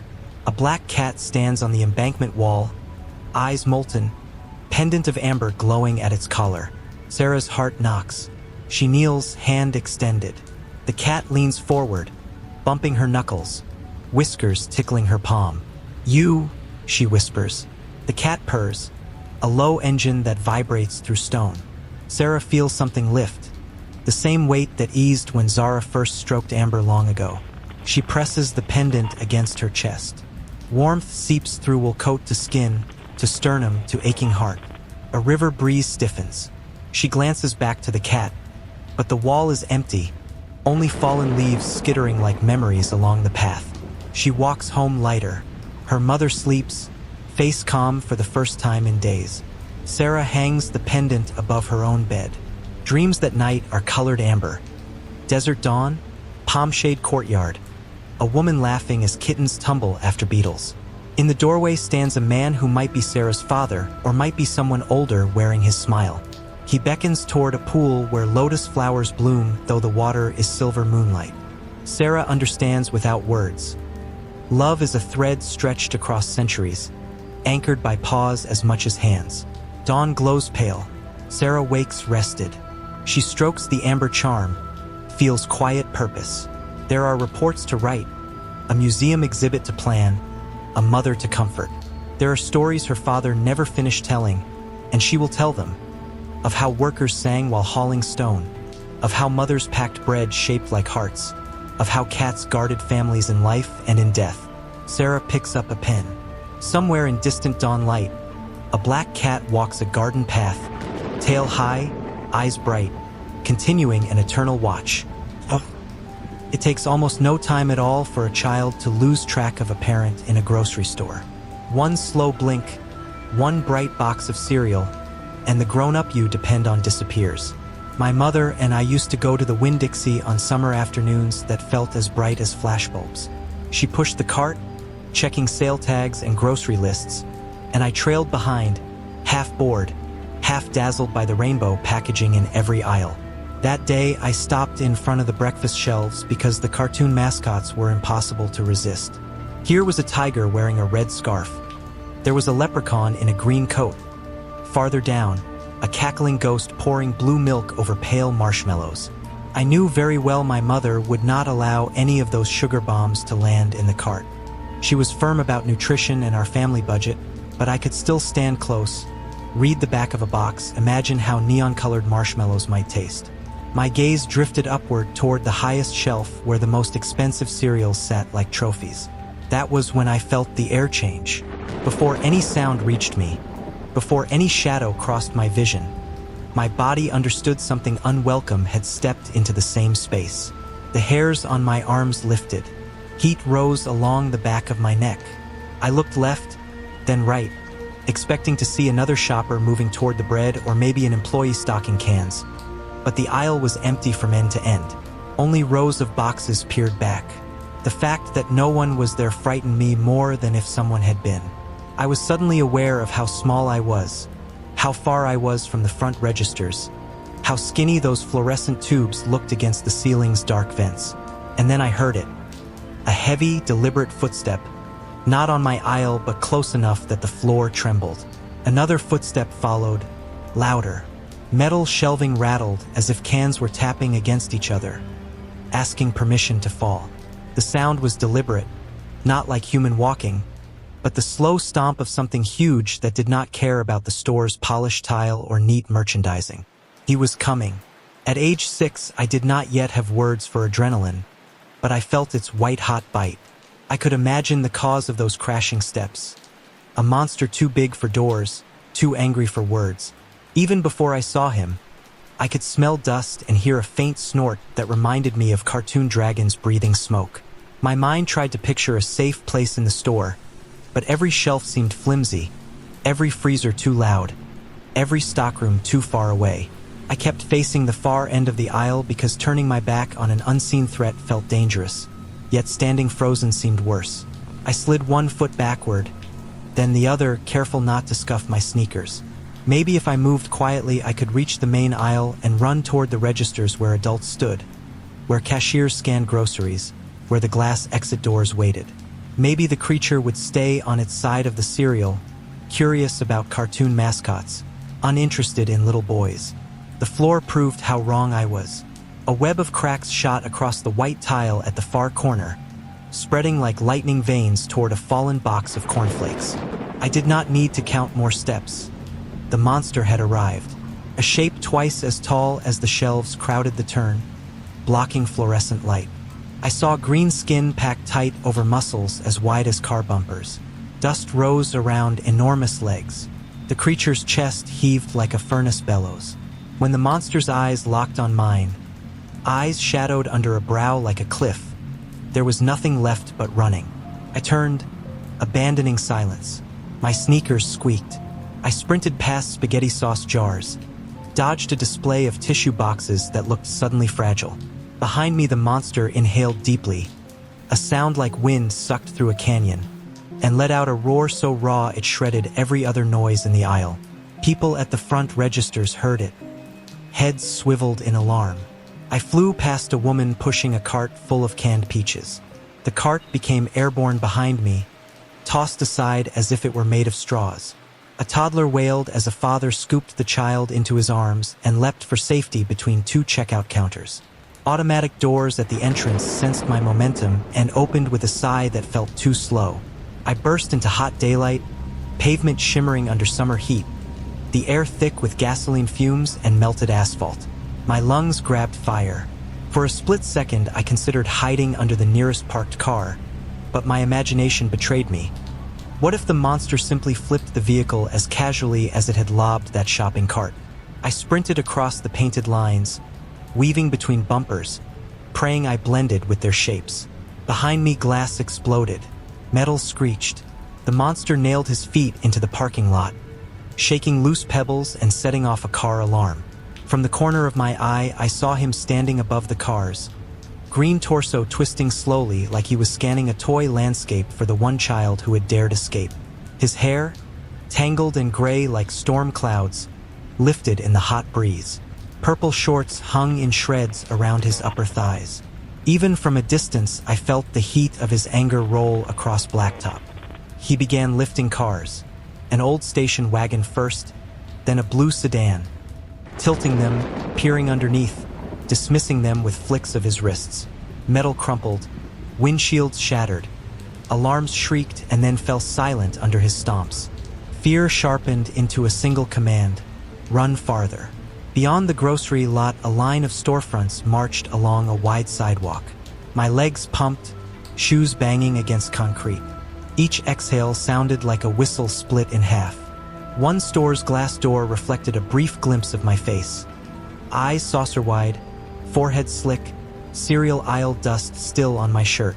I worried my lungs would burst before the monster tired, but I also knew he was gaining even though he never sprinted.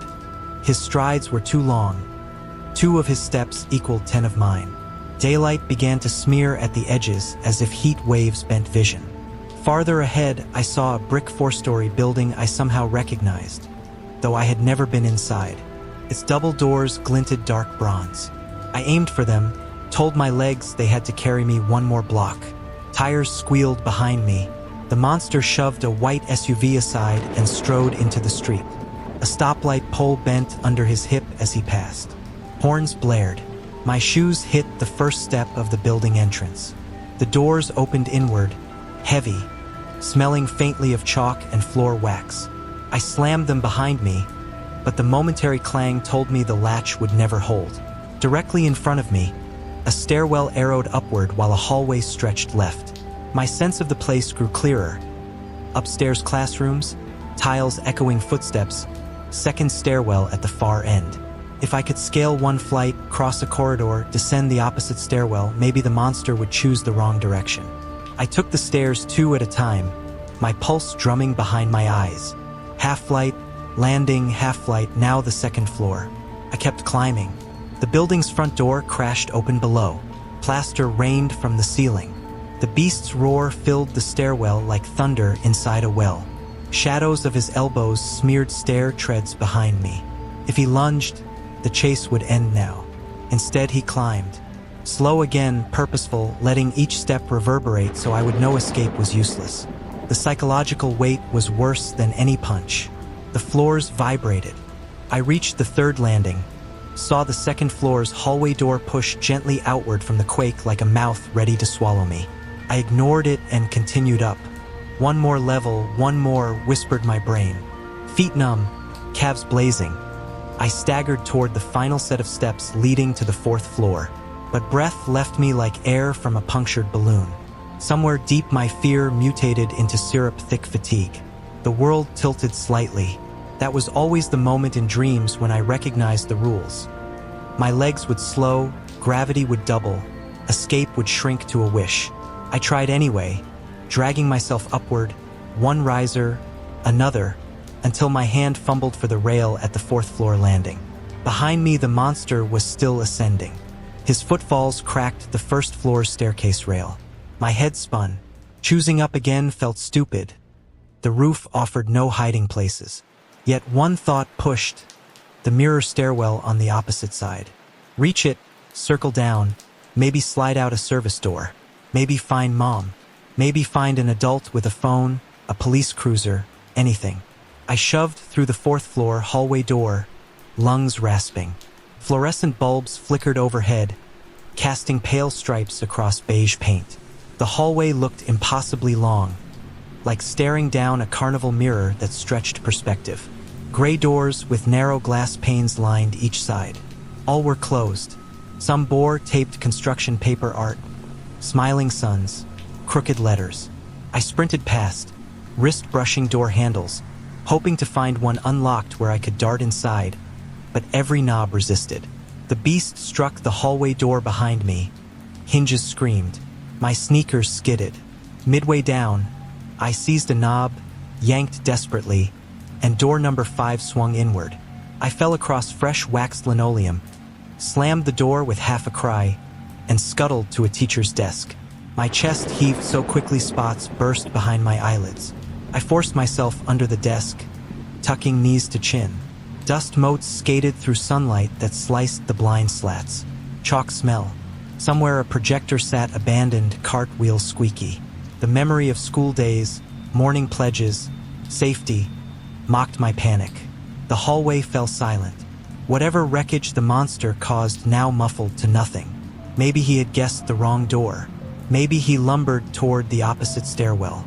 I counted breaths, 1,000, 2,000, till I reached 20. Nothing. A knob clicked. The door swung open so slowly it didn't creak. I tasted bile. Heavy foot scrapes crossed the threshold, each press groaning against subfloor beams. The classroom lights remained dark. Only window slits painted his shin in white lines when he stepped between desks. I held breath until edges of vision dimmed. At last, he stopped mere feet from my hiding place. His legs, tree trunk thick, smelled faintly of crushed parking lot asphalt. He sniffed, audible, a beast testing wind. A low grunt followed. Something changed then. Instead of roaring or flipping desks, the monster uttered a single growled word, almost a name, mine. Heat washed my cheeks. My heartbeats shook the desk legs. He breathed in again, deeper, and the word repeated, longer, rolling through his throat like rocks. Mayan. One enormous green hand settled on the desktop above me. From beneath, I saw its weight flex the wood. Thick fingers spread, nails black and chipped. He drummed once as if testing density. I held my shrunken world inside silent lungs, begging furniture to stay still, dust to lie calm. The opposite door at the far end of the hallway banged open. Voices, male, startled, human, spilled in. "What the sir, you can't be." The beast straightened, desk groaning under retreat of pressure. I heard his turn, his answer. A roar that shattered the corridor's windows. Shouts tumbled away. Feet pounded. Gunmetal smell of fear floated in. This was my gamble. While his attention swung outward, I slid from beneath the desk, crawled fast, reached window farthest from hallway door. Lever latch squealed too loud. Outside 2 stories below lay a hedgerow thick with unnamed shrubs. Better broken leg than no leg. I pushed sash high, hooked hands onto sill. Behind me desk skidded. Chalk containers toppled as he turned back, sensing motion. I threw one leg over, then the other balanced half out, half in, my small hands greased with sweat. He lunged. Classroom floorboards boomed. Window frame cracked as his hand slammed where my ankle had dangled a heartbeat earlier. Air whooshed. I dropped. Leaves slapped. Branches snapped. Hedge caught me like a reluctant pillow, thumping breath from lungs but gripping me away from Earth's harder cruelty. I rolled onto mulch, dazed, blinked sky, found it blue and indifferent. Above, Monster's head protruded through window like a nightmare puppet. He bellowed frustration so forceful a flock of birds erupted from a roof gutter. I crawled backward until Hedge spit me onto a service walk. My knees bled through jeans. I staggered, half limp, half sprint, toward the street where a delivery van idled. Driver stared open-mouthed at broken windows. I waved, voice shredded. "Drive!" He did, tires squealing, van door slamming behind my leap. The building shrank in mirror glass. Monster's silhouette whipped around, but street canyons of the city seemed to confuse him at last. The driver sped 2 blocks, 3, before pulling over, hands shaking on wheel. "Kid, are you okay?" I nodded, lungs snatching air. He mumbled something about getting police. I murmured that my mom was at the Winn-Dixie. He swung the van toward the store. When we arrived, police cruisers ringed shattered entrance. No green Titan, just twisted metal, toppled cereal boxes, a sea of questions. That was the end of this terror in the waking world. But in sleep, the chase never ended. Year after year, the dream returned. Cereal aisle, cracks in tile, roar, flight, stairs, dead end, paralyzing grip of being hunted by a force that could not be outrun. One night, decades later, the pattern broke. In the dream, I reached the 4th floor landing, heart exploding, but instead of turning the corner, I felt the dream slow like tape gauged by finger. I was no longer 6. I was my adult self, standing inside my own memory. Valuable seconds blinked by. I thought, what if I stop running? The hallway door behind me quivered with each nearing step. Dust sifted from ceiling joints. I turned to face the stairwell. He emerged, filling frame, shoulders scraping jams, skin that impossible green, eyes lit with storm. But his face flickered. For the briefest beat, I saw lines of exhaustion, sorrow, even something like recognition. He raised one hand, not balled in anger but extended, palm up, as though searching for something he had lost long ago. Before fear reclaimed me, I spoke. Not shouted, merely said, as if words could rewrite the script. "We're finished." The hall dissolved. Tiles unraveled into falling pixels. Stair rail curled like paper in flame. The monster's outline wavered, softened, shrank, became smoke, became nothing. My eyes opened in darkness of my bedroom. Sweat cooled on my chest, yes, but heartbeats came steady. Beside me, my husband stirred, snored. I listened hard. The house settled, refrigerator hummed. No echoes of cracking tile or roaring lung. For first time since childhood, I felt the dream had ended on my terms. I slipped from bed to fetch water, checking children's rooms by instinct. Daughter glow pink, son glow green, heads buried in plush comfort. His Hulk doll lay under one arm, yarn hair frizzed in sleep. I smiled, a small ache, but also relief. I tucked his blanket, turned night light dial to dim. The hallway smelled of lavender detergent and home. The weight that had lived between my shoulder blades for so many years felt lighter. Perhaps the monster was not only rage made flesh. Perhaps he was fear itself, repeating until I learned to meet his eye. Maybe he had waited all this time for me to speak, to offer a word that acknowledged both his strength and my own. I walked back to bed, slid under covers, and this time dreams came quiet as dusk after storm. He exhaled. The sound rumbled deep, yet softer than the aisle roar of childhood. Carried grief. Or maybe I imagined nuance because terror choked interpretation. He said nothing, just looked. His eyes, a darker green than skin, flicked from my children's sleeping forms to me. I stepped forward, palms out, as if negotiating with a cornered animal. "You don't belong here," I whispered. My voice scraped like sand. He tilted his head. The ragged edge of his hair brushed his collarbones. The old toy tucked under my son's arm shifted in candle gloom. Its yarn hair bobbed, Hulk staring at Hulk. A thick knuckle rose, pointing at the doll. Then he pointed at me, his brow furrowed, not angry, puzzled. Around his outspread feet lay tumbling blocks, half-smashed castles. "I understand," I said, though I wasn't sure I did. "But they're safe. You don't need to frighten them." He inhaled, shoulders lifting mountains, and lowered himself to one knee. The floor screamed but held. He reached forward, fingers brushing fallen blocks, nudging them into a crooked wall.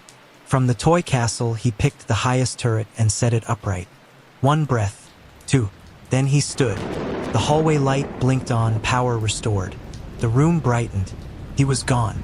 Not a board creaked. Only overturned blocks proved weight had knelt there. My heart thumped like fists on doors for minutes before rhythm slowed. I tucked blankets tighter around the sleeping kids, carried candles to the sink, and whispered a dozen steadying words my therapist had taught me. The next morning sunlight made the night feel half hallucinated, but evidence remained. Splintered block, hairline crack in hardwood plank, faint greenish smudge on the archway where broad shoulders had brushed. My son yawned, spotted the toppled castle, and blinked in confusion. "I had a dream," he said, busy rebuilding. He was helping. I knelt beside him.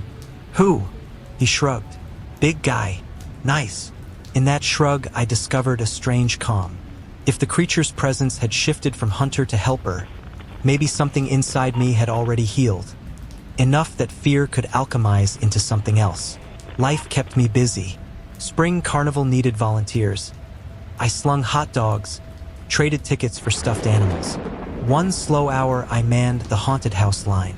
Children emerged squealing about cheesy skeletons and rubber bats. I didn't flinch. I even laughed with them. June arrived, cloaking afternoons in syrupy heat. My husband grilled burgers while kids chased fireflies. Later, when dishes sat drying, we sprawled on the couch, scrolling movie options. He paused on a superhero film whose thumbnail showed a towering green figure. I felt the old sting of panic, but I let it pass. "Why not?" I said. 90 minutes later, I surprised myself by enjoying it, at least parts. Fiction gave the monster a backstory. Rage born of wanting to protect, strength misinterpreted. I looked at the screen and felt not dread but a throb of empathy. Weeks slid toward August. One Saturday, I took the children to a new supermarket outside town. It boasted murals of local farms and a bakery that perfumed aisles with cinnamon. While my daughter debated cupcake flavors, my son tugged my hand toward breakfast cereals. "Can we look?" he asked. I hesitated, then followed. Boxes gleamed under LED track lights. Cartoon mascots flashed toothy smiles. I read labels: whole grain, less sugar, bright promises of fiber. My son reached up, pulling down a box decorated with, you guessed it, an animated green strongman smashing through a city. Marshmallow fists floated among corn puffs. He bounced on sneakers. "Please." A phantom chill brushed my spine, but I bent low, reading sugar grams, weighing cost. Someday he would outgrow silly cereals. His dentist might scold me, but my terror was gone. "We can try it," I said. His cheer startled a woman pushing past. I laughed, tucking the box under my arm like a playful secret. At home we poured bowls. Bright green marshmallows dissolved into mint-color milk. My son crunched enthusiastically. I took one spoonful, braced for some nameless memory. Nothing, just sweet grit, neon sugar on tongue, a flicker of childhood joy. That night the monster visited once more, but not in rage, not in pursuit. I dreamed I stood in a field of tall grass under a dawn-pink sky. He approached quietly, walking rather than stomping. Though still taller than telephone poles, his expression was neither wrathful nor ashamed. He crouched so our eyes aligned. I saw galaxies of grief and galaxies of relief swirling there. He opened his enormous hand. Inside lay the broken turret block from my living room castle. He offered it. I reached. The moment would touched my palm. Block transformed into polished stone shaped like a small house, for walls and a roof. Home. I woke with dawn light brushing curtains, the smell of cut grass drifting from an open window. In my hand lay the wooden block, intact. I whispered thank you into the hushed room. Months later, Dr. Locke leaned back in her chair, eyes kind. Trauma rewires the brain. Fear becomes a well-worn path. But every time you face the memory with new skills, you pave a different path. The hostile figure loses its power. I told her about the nightlight hallway, the living room castle, the cereal aisle where I now strolled guilt-free. She nodded. Sounds like you've reclaimed the narrative. I think he did too, I said, surprising myself. Who? The monster. She waited. I think he used to be my fear. Now he's just another part of me that was asking to be heard. I didn't know how to listen. Many of our most frightening parts want exactly that. I left her office breathing clean September air. On the walk to my car, leaves scraped sidewalks in dry hisses, announcing a season change. I noticed a smashed soda can gleaming by a parking meter, its dented shape eerily like a tiny green fist. I stooped, placed it in the recycling bin, and continued on. Winter eventually returned. One evening after homework, my son perched beside me, his Hulk doll dressed in a makeshift scarf his sister had knitted. "Mom," he said, stroking the yarn hair. "Why is he always angry?" I closed my laptop, considering. Sometimes big feelings come from big worries. Anger is one way to show you're scared or sad. He thought about that. But he protects people. Yes, so he's good. He tries to be, I said. Sometimes we all have parts that look scary but want to protect us. He nodded, satisfied. Later, I watched him tuck the doll into a shoebox bed beside his own pillow, whispering goodnight.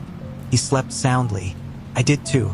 The dreams still arrive once in a while, usually on nights dense with thunder and canned soup memories. Yet the script has changed. Sometimes the monster and I sit on grocery store tiles amid spilled cereal and talk without words. Sometimes we build castles from lighter blocks that do not break. Once I offered him a toothbrush for all that angry snarling. He accepted with humble gratitude. Each variation leaves me waking unafraid, convinced that terror can evolve into dialogue when offered light and patience. Life is not a neat arc. Healing seldom claims a final chapter. But my son carries his toy Hulk to kindergarten show and tell, talking proudly about super strength used for good. My daughter directs her playmates in a skit where the monster learns to meditate. And I stand at the doorway, coffee in hand, listening to their laughter fill rooms once haunted by my own midnight footsteps. Gabriella arrived in late June with the sort of excitement a child might feel when stepping into a rambling curiosity shop. Everything smelled faintly of dust, lemon oil, and possibility. The house was a two-story clapboard structure tucked behind an ancient oak, its branches leaning close to the roof, as if eavesdropping on the silent stories inside. She unlocked the door on her very first afternoon, heard the hinges groan like someone disturbed from a deep sleep, and paused on the threshold while the warm breath of the interior drifted across her cheeks. At 55, she had already lived a life that felt full to bursting. But the minute she crossed that worn threshold, she sensed there was still another chapter waiting to be told. One inked not in ordinary words, but in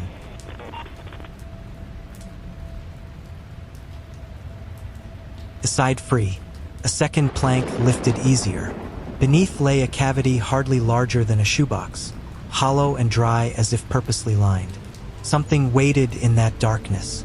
She aimed the flashlight, cautious. No rodents, no envelope of cash. Only a small book, black leather cover crazed with age, the spine chewed by silverfish. She lifted it by pinched fingertips, careful not to tear the binding, and slid the boards back into their cradle. Back in bed, whiskey warming her throat, she opened to the first page. November 14th, 1894, inked in a looping hand that dipped and rose like a child's seesaw. The scent of iron and old roses drifted from the paper, a graveyard smell. Entry after entry spilled forth. Accounts of morning chores, feverish prayers for a baby, apologies scrawled to no one. The voice belonged to Anna Beth Dowling Gibson, age 22, who had married Rudolph Gibson after her father's death left her penniless. She wrote of Rudy's temper in apologetic pauses. Only his worry, she insisted, only the whiskey, only the burden of too much soil turned and too little crop sold. But bruises darkened the margins. Winter of 1897 brought a pregnancy that fluttered out like a candle. 2 more followed. Each miscarriage widened the valley inside Annabeth until her sentences shortened into frightened whispers. I am less each month. He thinks I am a curse. Gabriella read until the pages blurred, until the glass emptied and her hands tingled. Yet still she could not turn away. Summer 1910. Rudy returned home one dusk splattered with mud and trembling. He had robbed the county bank. Rumor said 2 men had helped, but only Rudy was foolish enough to stagger drunk through town flashing a roll of new bills. He hid the loot, Annabeth wrote, in a metal toolbox by the barn corner, beneath the sentinel oak. A week later, sheriff's men clapped irons on his wrists. He died in county jail 5 months on, typhoid scouring him hollow. Neighbors pelted Annabeth's porch with spoiled fruit. Children hissed, which the toolbox remained buried. Final entry, August 2nd, 1919, ink shaky. I am weary. I cannot keep his sin above ground and my sorrow underground. Someone must know. Then a rough pencil sketch. Rectangle barn, gnarled oak. An X scratched at the meeting of shadow and root. Words followed like a last breath. Forgive me. I go to find peace below. Gabriella closed the little book, pressed its cracked leather against her sternum, and whispered into the cooling air that she would do what the world had refused for over 100 years. She would listen. She would speak. She would unearth. In the hush before dawn she finally slept, and in that sleep came no oppressive weight, only a quiet expectancy, as if a woman once silenced sat beside her bed, hands folded, awaiting morning. I hover at the edge of Tom's bedroom, a place where shadow and lamplight meet, waiting for the first notes of his breathing to soften into genuine sleep. The assignment scroll delivered by the envoy never says why one spirit guide receives this mortal or that mortal, or how the pairings are made, whether by careful judgment or by something like drawing lots from an urn older than the earth. None of us in the unseen ranks get to see behind the curtain. All we know is that every sundown we are given a name, a date, and a duty. Accompany, observe, protect, and make certain the appointed soul survives until dawn. Sometimes our wards are infants who might wake crying and choke on fear. Sometimes they are young soldiers on a battlefield. Sometimes they are old women in silent houses. Tonight it is Tom, a man past 80, whose breath rattles a little from the long decades his heart has moved blood through tired veins. The date on the scroll reads October 31st, 2024, and the small script beneath it says only make sure he sees tomorrow's sunrise. That is all. No reason given. Tom lies beneath a quilt his late wife stitched in another century. The patches form leaf shapes the color of autumn fields. Burnt orange, dusty gold, russet red, though the cloth has faded with washings and with tears shed on nights when memory was heavier than the covers. He drifts into slumber without the usual fidgets of many old people. There is no tossing, no search for comfortable positions, no muttered complaint about a hip or a shoulder. His eyelids simply fall, and his jaw slackens, and by the 6th slow exhalation he is gone from the room in that peculiar way mortals vanish into dreams. I hover near the ceiling fan, listening to the tremor in the fan's chain, and to the small mechanical rasp of Tom's oxygen machine in the corner. A night light shaped like a ceramic lighthouse spills a circle of blue on the floorboards, bright enough for me to see the thin skin of Tom's clenched hands, dark enough that 10 minutes in he has slipped beyond sensation and begun to dream. I move closer and open the listening part of myself, a kind of inner ear that hears neither air nor water nor anything a human science could measure. What I pick up are the low frequencies of memory as they ferment into dreams. Every sleeper hums with them. To me, they arrive in broad swaths of color and emotion. Though tonight Tom's first dream unfurls so clearly I might be standing in the scene. He is 17 again. It is a May afternoon in 1959, and Sandra, the girl who sat behind him all through school, is crossing a grassy field with dandelion seeds spinning behind her like brief silver planets. She and Tom are walking to a church picnic, though neither has confessed to the other how the afternoon feels charged with something bigger than lemonade and choir songs. Sandra's straw hat tilts and her laugh falls into Tom's chest like a swallowed sunbeam. That much warmth cannot last forever. In fact, it will end in less than 2 years, because Tom was raised Methodist and Sandra's family belongs to a strict Lutheran congregation that has no use for Tom's people. The boundary will harden. They will lose one another. Yet the dream cares only for the sweet part, and Tom floats through it with the helpless joy of someone tasting a miracle he didn't ask for.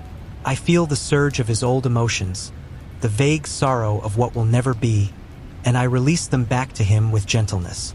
Dreams cannot be edited by guides, only watched.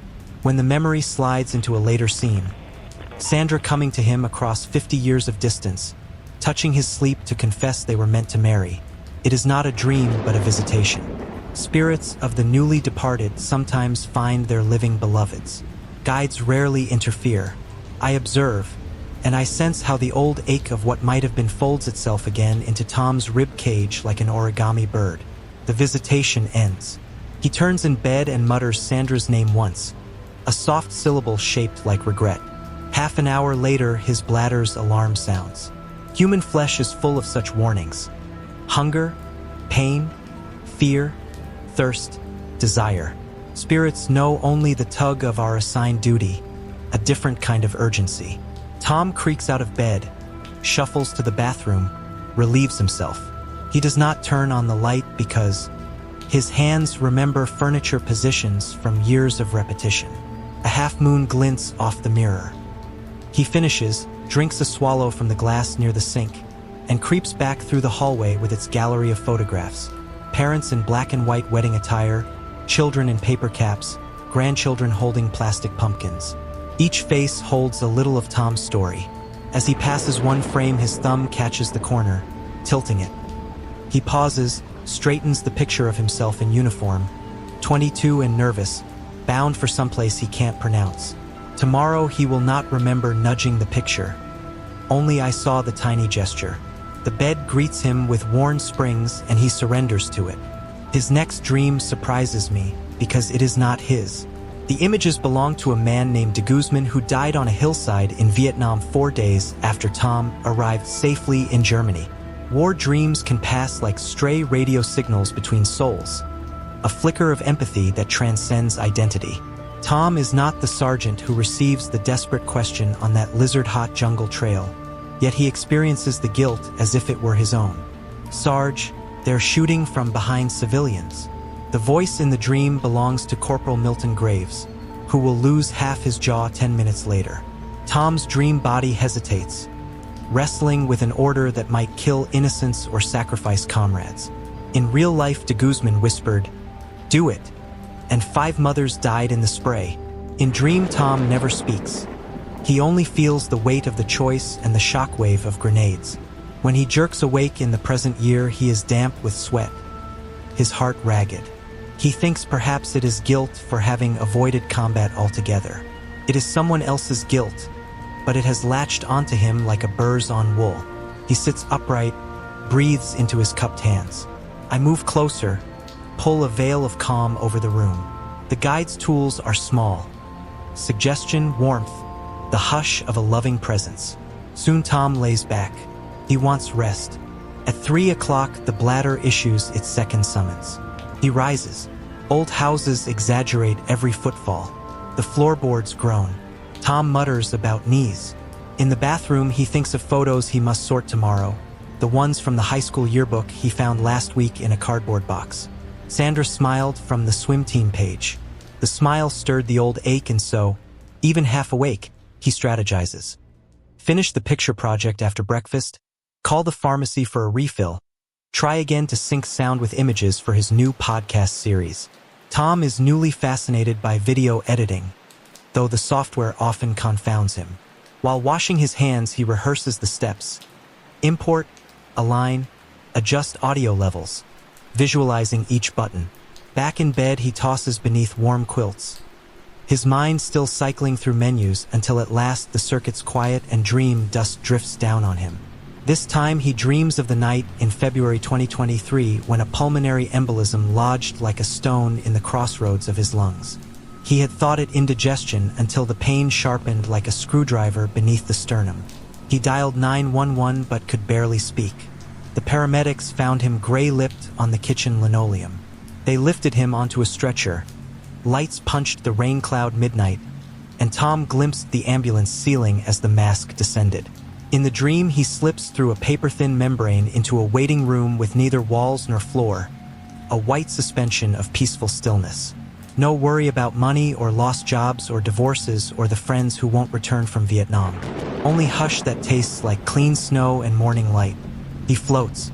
Voices somewhere far off discuss clots and anticoagulants, but here there is no need to answer questions.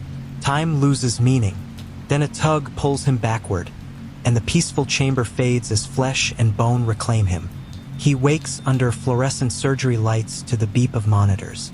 In the dream tonight, he tries to linger longer in the bright interim, to soak the peace into his marrow, but the memory is not strong enough. He whimpers and turns. Quiet again. An hour passes. Then an autumn nightmare arrives with the stealth of lowering fog. Inside the dream, Tom and his second wife, Maria, board a streetcar painted pumpkin orange. Strings of green bulbs flicker overhead. They are both 35, the age they were when they honeymooned in San Francisco. At first it is pleasant. Trolley bells, strangers in paper masks handing out taffy. But a man in a ragged coat climbs aboard with a gun. Tom tries to stand between the stranger and Maria. The gun morphs into a cleaver, the cleaver into talons that tear the attacker himself apart. The man dissolves into quivering jelly. Passengers scream. Faces smear into blank pumpkins. Tom wakes with a gasp so violent it wrenches his shoulder.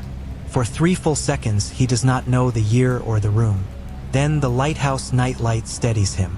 7:30, the pale digital numerals insist. Morning. Medication time. He swallows the anticoagulant pill with tepid water, rubs his shoulder, scans the ceiling for comfort. He will not fall asleep again today. The nightmare's residue is too thick. He reaches for the bedside remote, touches the power button. On screen, a local weather anchor warns of chilly breezes for trick-or-treaters tonight. Tom turns off the set. Halloween ended an hour ago. Somewhere neighborhood children are sleeping off sugar while plastic skeletons sway on porches. I retreat a little, because dawn's first silver thread appears at the horizon and my assignment is nearly complete.